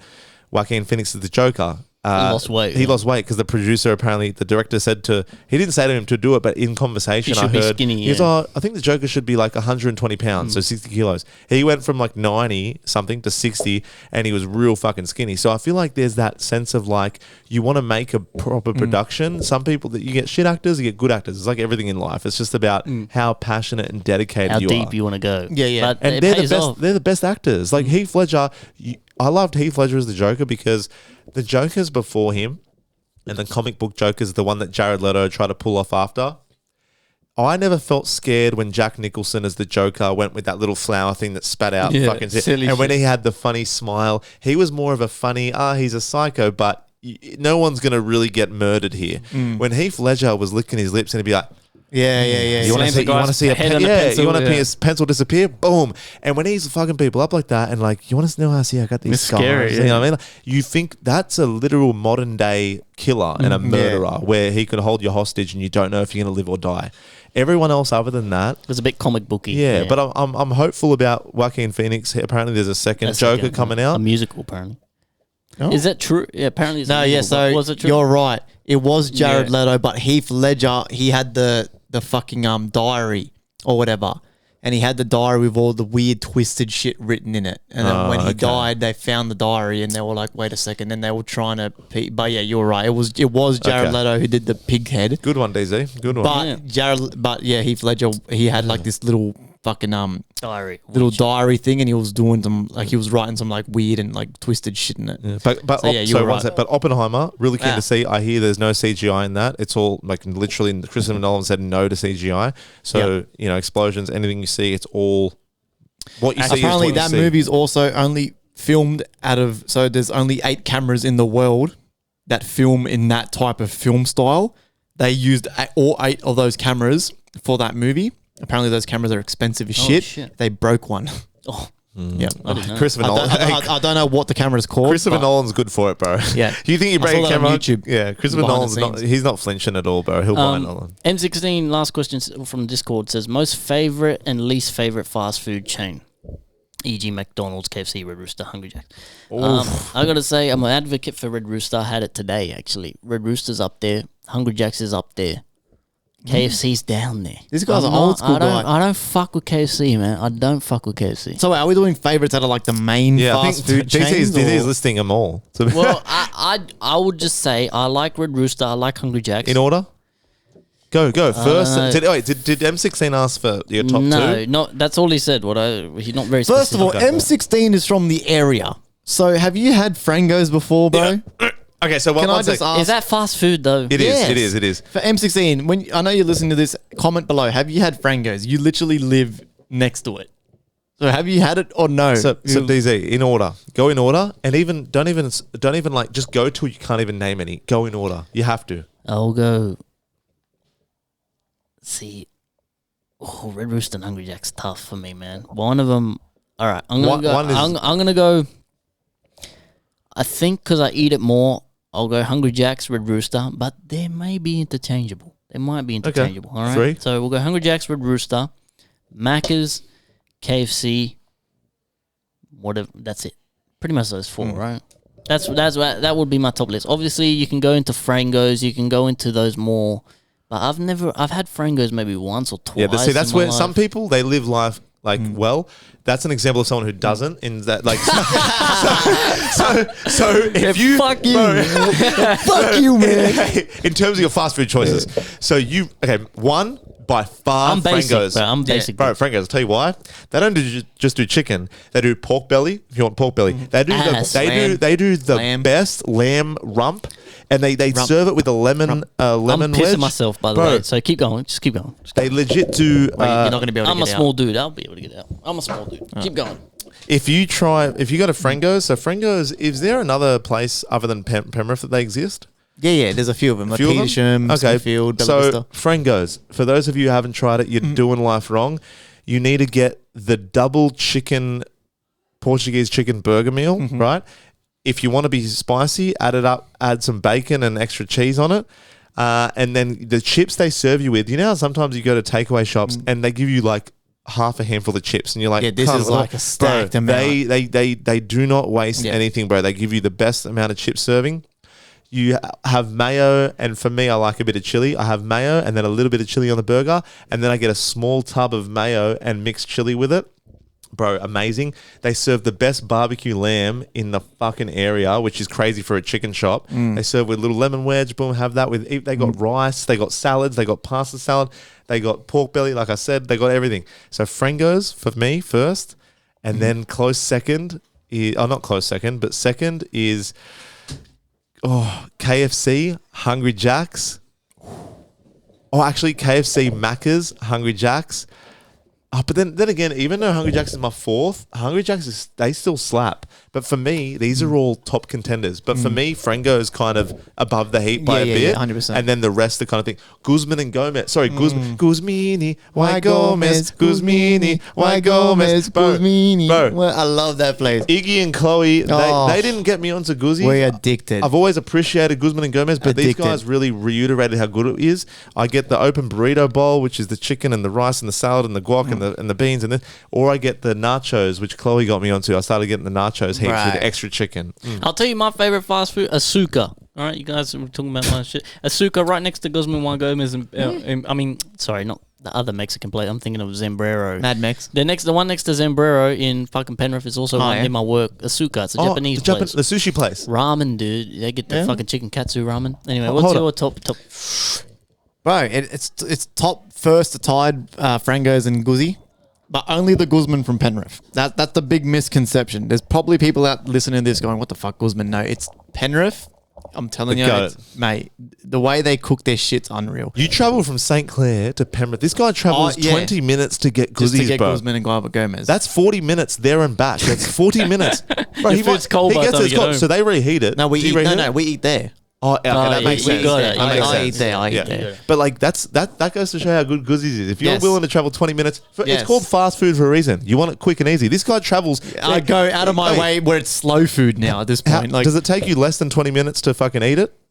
I eat in about maybe 4 minutes. He travels literally fucking more than 4 times the Yeah. time it takes him to Yes. fucking drive there. He eats it in like, 100%. oh, that's So crazy. it's Frangos and Guzzi. And then second, man, I don't know. Do you not fuck with much else? No, not really. I do love my Maccas, but But it's not your first go-to. No. But this is why there's rankings. it has Do to you be. fuck with Hungry Jacks? I used to. KFC? The burgers are better, man. They are. They are. fucking It has to be are. Jack's bro. fried chicken. Macca's second. Cheesy Macca's, bacon. Macca's second, KFC third. I haven't eaten dinner either, so my mouth is salivating. I'm hungry. Hey, on my way home, best believe I'm getting something. M16 is feeding our fat cunt cells, bro. He's like, I forgot something. I forgot something before when we were talking about the facts. I had these 2 facts. All right, so I kind of want to try a different fast food in the way home, so we'll see what I eat. But anyway, a fact, right? This will blow your mind, right? So first fact: every time you shuffle a deck of cards, there's almost 100% chance that you are shuffling them into a new combination. It's crazy. Right? 52 cards in a deck. Oh, yeah. Every I single read this. combination you could possibly do is probably a new one. Crazy. I only had 52 cards. Even crazier. This is going to blow your mind. There is more possible moves in a game of chess than atoms in the universe. wow, that's fucking And crazy. there's probably 100 million atoms as well. Bruh, Like, no, there's a lot more than oh, that. wait, you mean people named Adam or an atom? An atom, you fucking idiot. people named Adam? What the fuck? An I atom. thought you had people named Adam. An atom. That's why I said it's probably like 100 million atoms. That's a lot of atoms. I know an atom. A long line of Adams are like, I'm Adam Morton. Hey, I am. Oh my god. An atom. Atom, So yeah. there's like unbelievable number. Yeah, but you can't even fathom it. But there is more possible moves in a game of chess. Well, they do say chess is like the smart man's game, don't you find? Like if you're Yes. playing checkers, I would always opt for checkers because I couldn't be bothered. I'm like, bro, let me just go diagonally and take you like that. Chess is fun. Chess is it fun? It is fun. Yeah, it is. Chess It's is, fu- if you it's- know what you're doing, it's cool. That's what I mean. So I've never really got into it that much. My dad sometimes plays with one of my brother-in-laws every now and then, and they'll just sit there and be like, but I get frustrated It's and hard. I'm like, I hate if I spend so much time doing something and I lose, I'm like, fuck. And like, you know what I waste mean? of Like, time. No, it's good. It gets the brain. You know what we should get into, which I thought I know you like. We should look into Magic the Gathering because we're into D&D, D&D, which we need to but, finish. But as well, that's why Magic is a little bit less tasking. Huge, just as huge. I was listening to Post Malone talk about it on Joe Rogan. Oh, really? He's really into it. He bought in Magic the Gathering, right? There's like 50,000 unique cards Okay. that you use in your deck, right? Yeah. And there was one card they did a collaboration Lord of the Rings, and it was the card, the One Ring card. There's only printed one of one. Yeah. And some dude got it. Yeah. Luckily, Isn't it and worth millions? Yeah. Post Malone bought it for $2 million US Oh, dollars. Post Malone's got it now. Post Malone owns it now. Oh, shit. He bought it because he's huge into Magic. Yeah. Me and the boys are talking about that card. So what's the difference, though, between Magic the Gathering and D&D? A big difference. Magic the Gathering's more like a card game. I looked up the rules because I thought when I was listening, I'm like, man, I think we'd be into this. Because D&D is fun, but if you're the dungeon master, there's a lot of prep. That's the only thing. If you don't prep properly, it's not fun. That's why D&D's less prep. And it's just as You mean like Magic the fantasy. Gathering? Oh, yeah, sorry, Magic the yeah. Gathering. There's less prep. So you get a deck. I think you get a deck of 30 cards. I don't know. So if you know Magic, let us know. But Yeah, like okay. you get a deck. It's like a card game, and then you set the battlefield. Like you get the battlefield cards, and you flip them sideways. It's kind of like Yu-Gi-Oh by the sounds of it, sort of thing, but like deeper. There's like 50,000 cards. You need cards. You make your own deck, and each you cast spells and shit. You know what I mean? Okay. Seems cool. I don't know. I think we should look into it because it might be easier to play than D&D. D&D is a lot of work, man. That's what I'm saying. It's a lot of work. D&D is fun, but you need a prep. You have to be sweaty nerds living in your basement that have all day to play D&D. Talk about sweaty nerds. How get many a little- sweaty nerds have been frothing over that D&D movie that came out with Chris Pine? I want to watch that. Apparently, it's good. Yeah, Apparently, I heard it's good. yeah. I didn't watch it, Yeah. but because I wasn't a fan, but I know how big D&D is. I don't know if need it's to still watch it. big, but when I see that movie, I'm like, that looks cool. It's got some very reputable actors in there, actresses and Who's whatever. your favorite actor? Oh, that's so hard, bro. My favorite actor would have to be Robert Downey Jr. Tropic Thunder, Robert Downey Jr. Oh, bro, every Iron Man. But look, What do you listen, mean, you people? bro? Tropic Thunder, Iron Man, Sherlock Holmes, like the sequel. Have you watched Sherlock Holmes? Yes, Yeah, I yes, have. yes. Amazing. Like He's a good he's one of them, but that's my on the spot answer. What's your on the spot answer? On the spot, bro, it's got to be Johnny Depp and Cillian Murphy. Johnny Depp. Yeah. Johnny Depp, I don't care what anyone says. He brought is- us Captain Jack Sparrow. He is unreal. And me and Chloe are rewatching the Pirates of the Caribbean.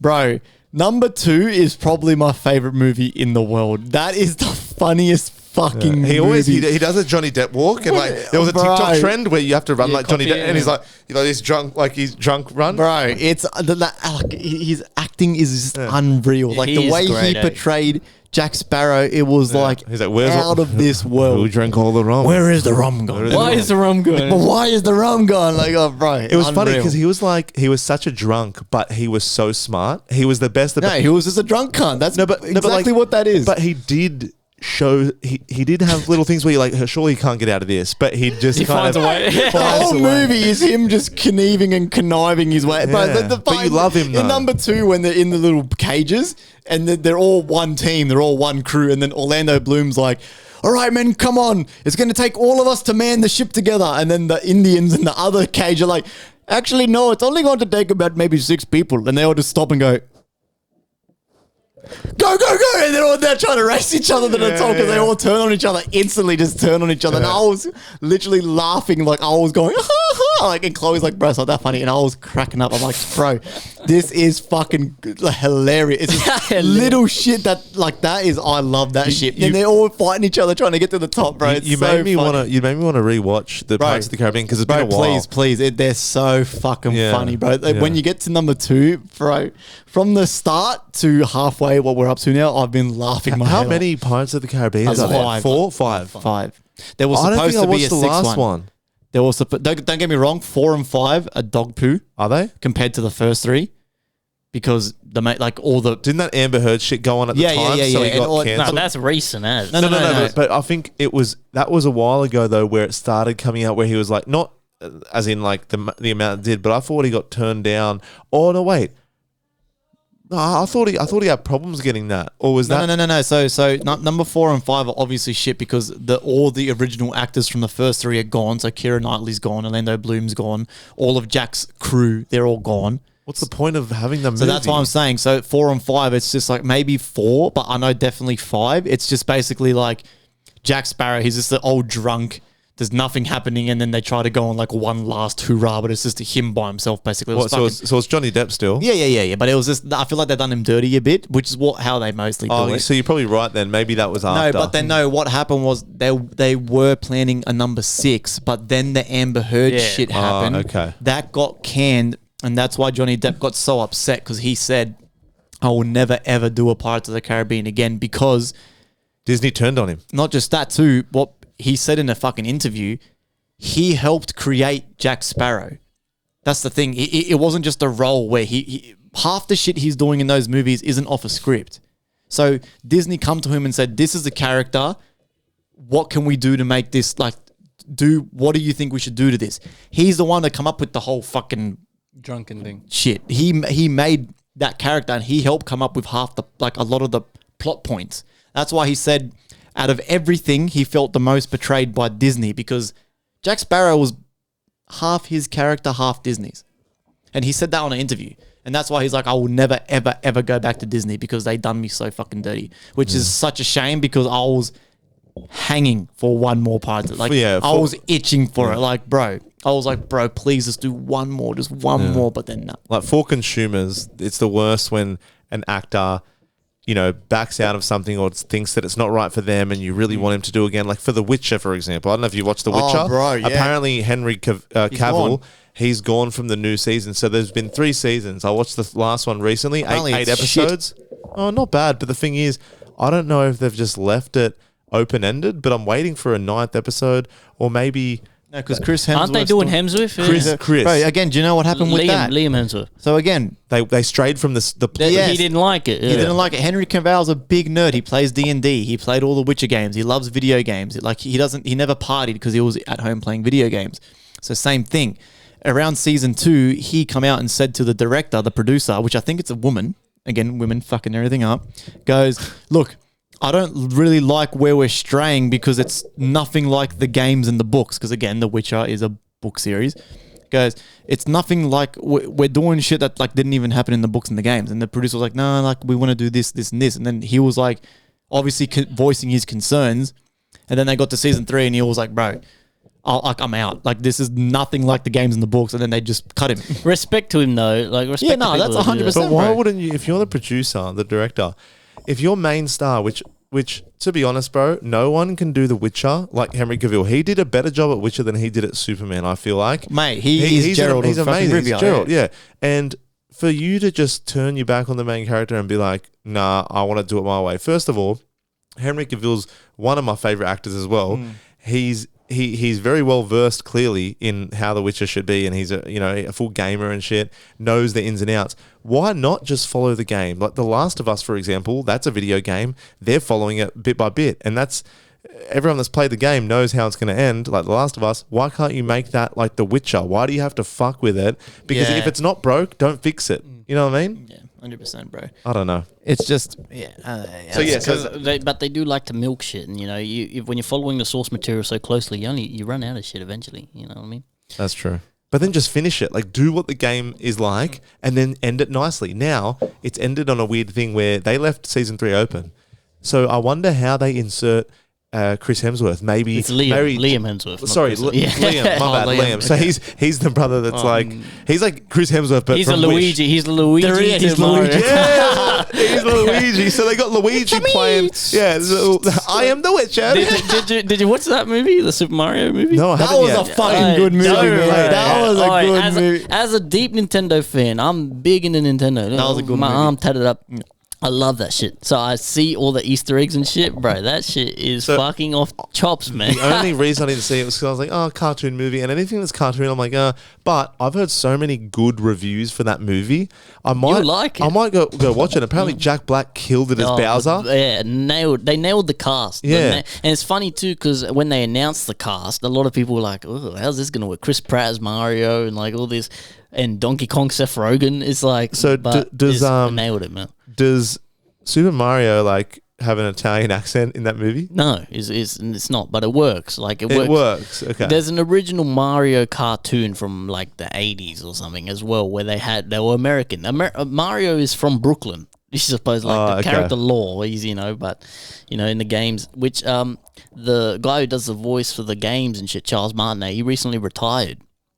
So he's done the voice of Mario since the beginning. Do you think they would have casted him if he didn't retire? He's in the movie. Oh, he is. He's in the movie, but he plays like a side character, like a cameo. Like he does the actual. So like, people it's cool. people that don't know who he is might miss that cameo they and will. not realize it's him. There's so many Easter eggs for people who are deep into the games. Like they nailed it. Like they clearly. What's some of the Easter eggs without giving Like, too many spoilers? The best movies are the ones, especially video game movies and shit. The ones that work are the people when the makers of the movie love what the movie's about. Of course, yeah. So like some of the Easter eggs in the movie, like for example, Charles Martinet, the voice of Mario. So like in the movie it's at the start of the movie, where they do an ad for their plumbing business, Mario and Luigi, and for the ad they're putting on an accent. So the first time you hear Chris Pratt, he's doing an impression of Mario, like a stereotypical Italian accent. And then he's like to the guy. Was it good? Like it's just it's pretty good. Like it's just like funny Italian. It's a me, And then they look it pans out from the TV and they're like, oh yeah, what do you think of that? They're like, yeah, it's great. And he goes to the guy behind him. He's like, what do you think of the ad? And it's an Italian dude, and it's the actual voice of Mario, Charles Martinet. And he says, I think your accent is great. And he does it in like the Mario voice. So obviously everyone who plays the games and shit will instantly recognize it, And there's so much shit. So much cool shit. Like, Is it out on any streaming platform yet? It probably would be by now. I don't know. That was a good movie, man. Me and the boys watched that when we were going away for work. That was a fucking Usually good movie. it's out 2 months after. Like Guardians of the Galaxy 3, I know after that came out 2 months. I thought 2 months. That movie, man. I don't know what it would be on anyway, because I don't know who would have the rights Disney? to stream that. No, I don't think Disney. No. I've never. I don't know. That movie, I was every 10 minutes, I was either crying of happy tears or crying of sad Guardians, tears. yeah. That movie was unreal. I watched the third one once before. Then I watched it with Tori when we got back from Europe. Right. And I was like, I almost cried the second time as well. Yeah. Tori like didn't almost cry, but she was like, oh, that's that, that was sad, whatever. But then at the end, when Florence and the Machine's like, the dog days are over, huh? And it's like it closes out the trilogy so well. Yeah. They could not have wrapped that up any better. But then she goes to me at the end, which I get.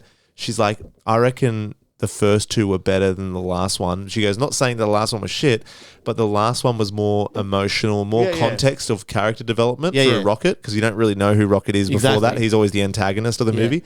Then you realize why Rocket is the way he is. Exactly. And a lot of people can relate to that, being somewhat damaged or traumatized, and you don't know how to accept love. Then you realize why Rocket was such a cunt all those times. Is he a human turned into a raccoon? No. He's a science experiment. He's an original raccoon. They gave a raccoon the ability to speak and shit. And like Bradley Cooper, man. Yeah, and he's extra smart. Like he's so smart. He was like I've the seen the smartest first one. experiment. I've seen the first one. He got smarter than his creator, and that's the whole thing of the last movie. The creator's upset because he's like wants to kill him and stuff. But yeah, so many good movies, man. I don't know how he got onto this. We just go on rampage. M16, I think. What's M16? Yeah. He was saying, it was M16. Oppenheimer and Barbie. It's But yeah, basically Barbie I reckon was good. Oppenheimer, I hope to see it soon, and I've only heard good things about both. And like you said, Christopher Nolan never misses. Yeah, no. You know what, boys? I'm gonna buy us a little, like a Phoenix mascot, maybe, and we can sit it in the middle of the table. Just because we've got this much room now. Who's the guy that does in Peaky Blinders? What's his name? Cillian. No. Killian. Arthur John. The Jewish what's that cunt's name? Killian Murphy. Fucking Tom Hardy. He's another bro. Yes, mate. If you don't understand how good his acting was in Peaky Blinders, his acting in that was fucking phenomenal. He's a man. psycho, another psycho. Have you guys seen the movie Legend? Yes, No. I was just going to say With that. Tom Hardy? Tell him about it. It's his twin. Oh, It's he his plays twin. both. He plays both. Bro, that's based on true stories. Yeah. The real gang. The real yeah. Reggie and Reginald Cray or whatever. Ronnie Cray. Do you think, and they were bad cunts, right? Yeah. But do you think that he played both, but when they get them in the same scene and they're sitting there, do they do I heard they do like a split screen where you don't know it, right? You can't see the split. They do the scene like you can't see, maybe they've upgraded from nowadays, but at least back in the day, they used to split the screen. So he'd be talking to himself when you see it, like action. He's like doing his lines and then leaving his twin brother's lines open, like an open-ended question. And then he keeps saying he's talking to himself, and then they do the replies from the other side. Yeah. But you can tell that his face is a little bit different, but they're like twins. It's so good, and it's so gruesome as well. I haven't seen it. Legend, but with Tom Hardy. That's a good you movie. You have to watch too. it, bro. I only watched that like 2 weeks. Last week actually. It's a good movie, It's man. amazing. Ahsoka's out as well. Yeah, it's tonight as well, the next episode. I'm going to watch that tonight then. Is that a weekly thing? Yeah, Yes. weekly, every Star Wars, Tuesday. man. But It's just Wednesday. Rebels season 6. Oh, it's dope. I love seeing the lightsabers for a change. A lot of the Star Wars show, it was great without lightsabers. It's brilliant. Like Andor's phenomenal. the best one. You know, without lightsabers is good, but because we've had so much without lightsabers, Now when you see it's them, it's cool to see. That's the them, thing you know. too, is that me and Mr. Mealy always talk about Star Wars, and Mr. Mealy's always saying, Mr. Mealy's in Trip Jacket Mafia, so shout out to you. He always says, people don't realize how important Rebels actually is to the whole thing. Like what Dave Filoni did with Rebels was like, because I first watched Rebels, I was like, oh yeah, cool, whatever. And then I rewatched it again the second time, and I was like, okay, okay, hold on a second. I was like, this is leaving so much open for discussion shit.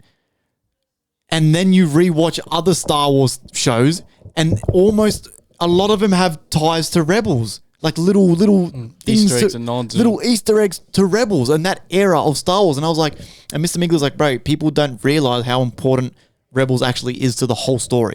And I was like, bro, you're right. So then I watched it for the third time, and I was like, oh my God. And now I want to watch it for the fourth time because of Ahsoka. The stuff with Maul watched and the everything. fucking three Rebels. fucking Dave times. Filoni's the best. bro. Ahsoka, though, is a Jedi that's a rebel. She right? was- She was Darth Vader's Padawan. yeah. But they What? It was Darth Vader's Padawan before Darth Vader went to Darth Vader. Anakin. Padawan. Sorry, As in I'm a the bit. apprentice. Learner. I'm not as versed. So Apprentice. Anakin was Ahsoka's teacher, basically, Yes. before he turned. But then she got His framed teacher. for bombing the Jedi Temple, and she left the Order, and she kind of became like a nomad, like a kind of like grey her Jedi. own thing. But what I think like Dave Filoni, it's great that he's another example of a dude who really loves the thing that he's making. You know what I mean? Law, yeah. And Ahsoka's just so far. Do you see Mandalorian? Would you reckon you'll see Mandalorian? Probably in there? later on. Yeah. But the thing about these Star Wars shows, they keep coming out, right? Every Star Wars show that's going to come out is going to have new characters. And you think, like, where do they keep pulling these characters out? Because they have to be brand new. Like these two new dark Jedi, Balin, whatever the you know, like in every show, because they're also making a show for people who haven't caught up with all the other shit, they introduce new characters like Reva in Obi-Wan, you know what I mean? And you think like, but the good thing about Star Wars is that the universe is a literal universe. It is it's never big. ending. Yeah, you can do a billion Star Wars shows and it'll always make sense because there's so many characters. But do they, for someone that, like, I haven't even watched all the proper original Star Wars fully, and I watched Mandalorian and I was not lost at all. One, because I had a friend of mine, which if I was confused, I was like, so what's the go with Boba Fett, right? And then he told me that. I watched Boba Fett. Love Boba Fett. As much as Mandalorian, if not more. I love Boba Fett.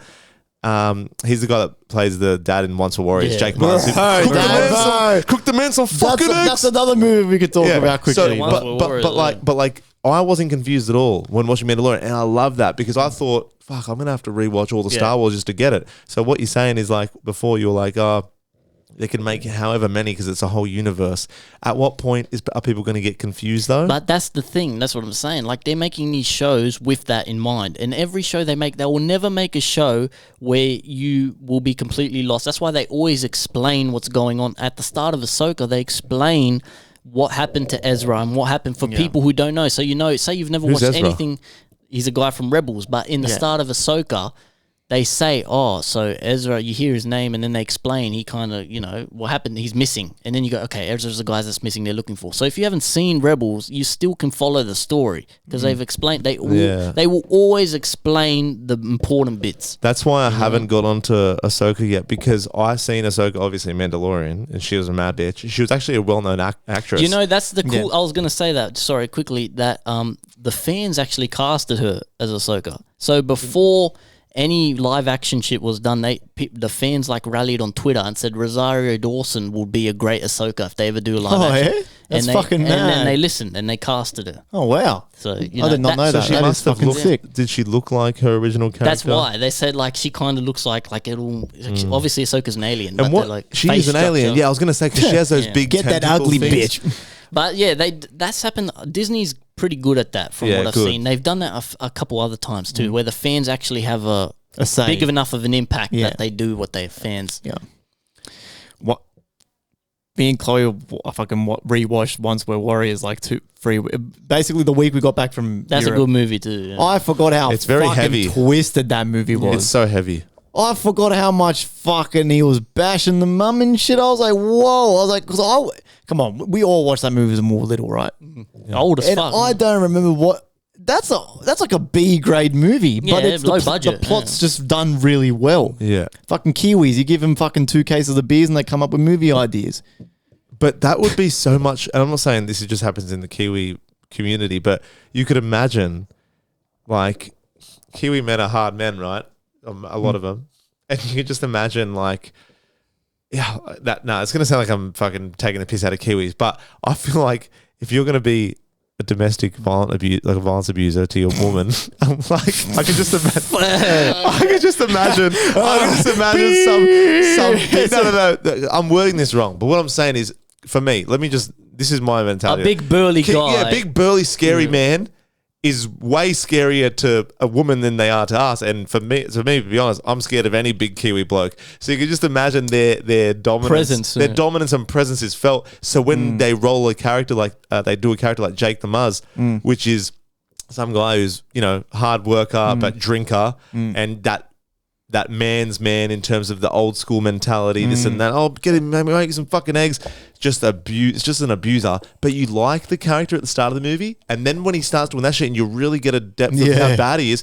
In a way, you still are rooting for him. And a movie that can make you root for the villain, it's like, doing a good job. So ultimately, you hate him, but you're rooting for him the whole time. Yeah. But that fight scene, I shouldn't say it's a fight because she didn't stand a chance. But But like when he's beating her, do you know in some movies how when they have a fight scene, you're like, he didn't really get hit, bro. It felt like he was actually bashing beating her. her. Yeah. And I watched it, like you said, I rewatched it a while ago now, but I watched it being like, oh my God, I was actually scared for her. Like it was actually happening. And I'm like, oh, poor girl. But then I'm like, you should have just made him some fucking eggs. Wait. No, I'm joking. I'm joking. This is a joke, guys. This is a podcast. You know All how you we had really to do was listen. Yeah. You say, you didn't poach them? Yeah. I said sunny side up. That's another good movie. It is a good movie. And then and obviously this isn't a spoiler because if you haven't watched this movie, it's so many years old. But if you don't want to hear the ending and you want to watch it, skip past this bit. But when you realize at the end where the uncle has been raping his daughter. Oh my God. And then he literally beats him to death at the club. That's at the pub. That I forgot that part of the movie too. I was Which like, is the "What?" main I was like, bit. whoa, like Uncle damn. fucking bully. Yeah, Uncle fucking bully. Fucking Uncle Bully. How long have we been traveling? Over 2 hours. All right, look, I think we should wrap it up. Anyone got any final thoughts, points to share quickly? I just can't believe how much room we got. I was It gonna looks say, so good. Like they look so good with the weird backgrounds. We'll get a different one, Yeah. maybe not every week, but we can switch it up. I reckon this should be a staple though. Leave the Phoenix. The fire cam will s- change. We'll just fuck around, do whatever. We'll get more shit. I'll too. buy a mascot for the table. Yeah, I can't see from this far. Actually, you know what? So I'm keen to see it on the video. You know what? I've got an idea for a mascot. What's the idea? I'm going to keep it as a surprise. Okay. I'll buy us a mascot. Don't make it a fucking live animal or something. Or a like- live midget or like, small person. Something stupid. Like, be realistic here. I'm not going to bring in a fucking goat or something. right. Like, fucking, I would like to. Look, say but like, we have a cage of like a hamster here. Like, I mean, that would be. No, kinda I cool. want a goat, bro. so you don't want a hamster? I mean, fuck. Because I was thinking a guinea pig. A guinea pig. No, they stink A like guinea shit. pig. Yeah, right. We can't do They a stink. podcast. We will use this space for shit anyway. I'm sure there'll be times where we have Alright. people bring. This guy's gonna buy a guinea pig to Live keep on the animals. table. During Everyone will be just watching the guinea pig. someone's having a real deep like talk, and the guinea pig's just like farting and shit. Stinks the whole place out. No, I was just going to get like a little like Phoenix statue or something. Yeah, that's. Cool. I think the Phoenix stick with the Phoenix. I reckon. Yeah, little but Phoenix. it's exciting to see like it just take off a little bit. You know what I mean? Bit by bit, and these things take time as well. That's what Of course. we do this weekly, and I know we say it a lot. Like, oh, things are going somewhere, but some people might be like, oh, you say that every week, but.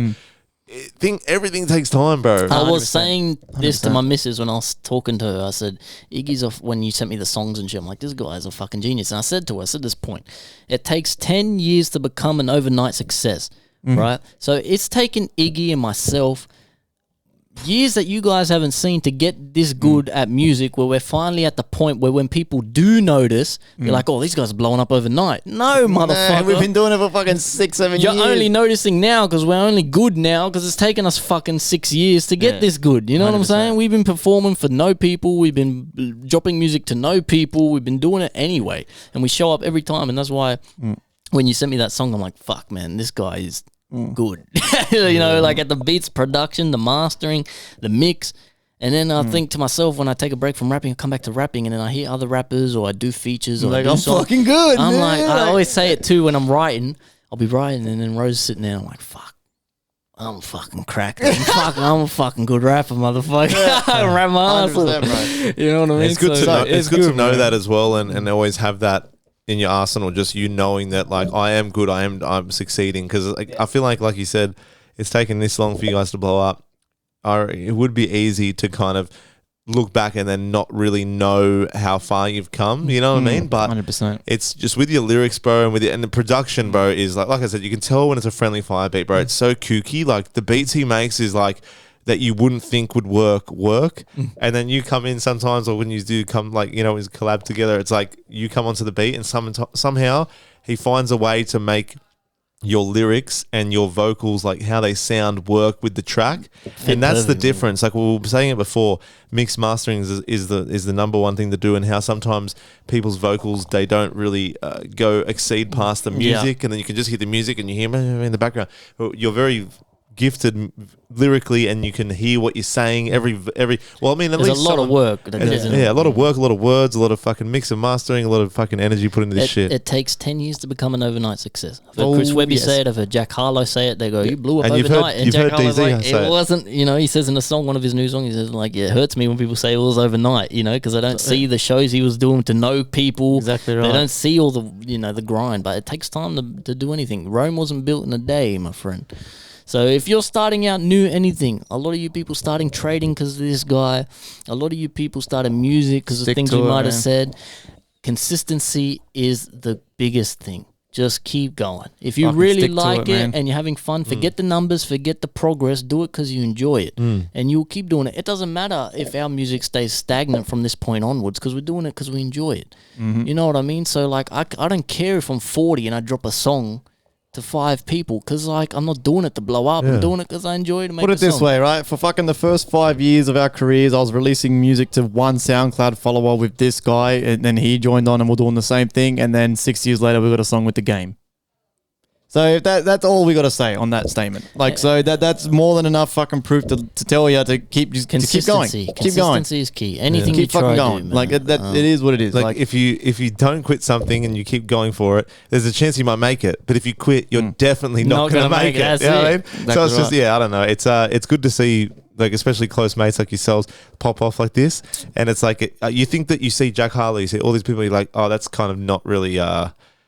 You can't really get there, but when you start to know people that are doing, even if it's not music or anything, You can get there, You bro. can get there. But yeah, it is good to see, especially from guys out west. It's like mate, ready? West is best, bro. I'll end this pod tonight with one little fucking statement. The biggest risk is not taking the risk. Yes, sir. Let's go. Thank you very much. Episode 77. Chew.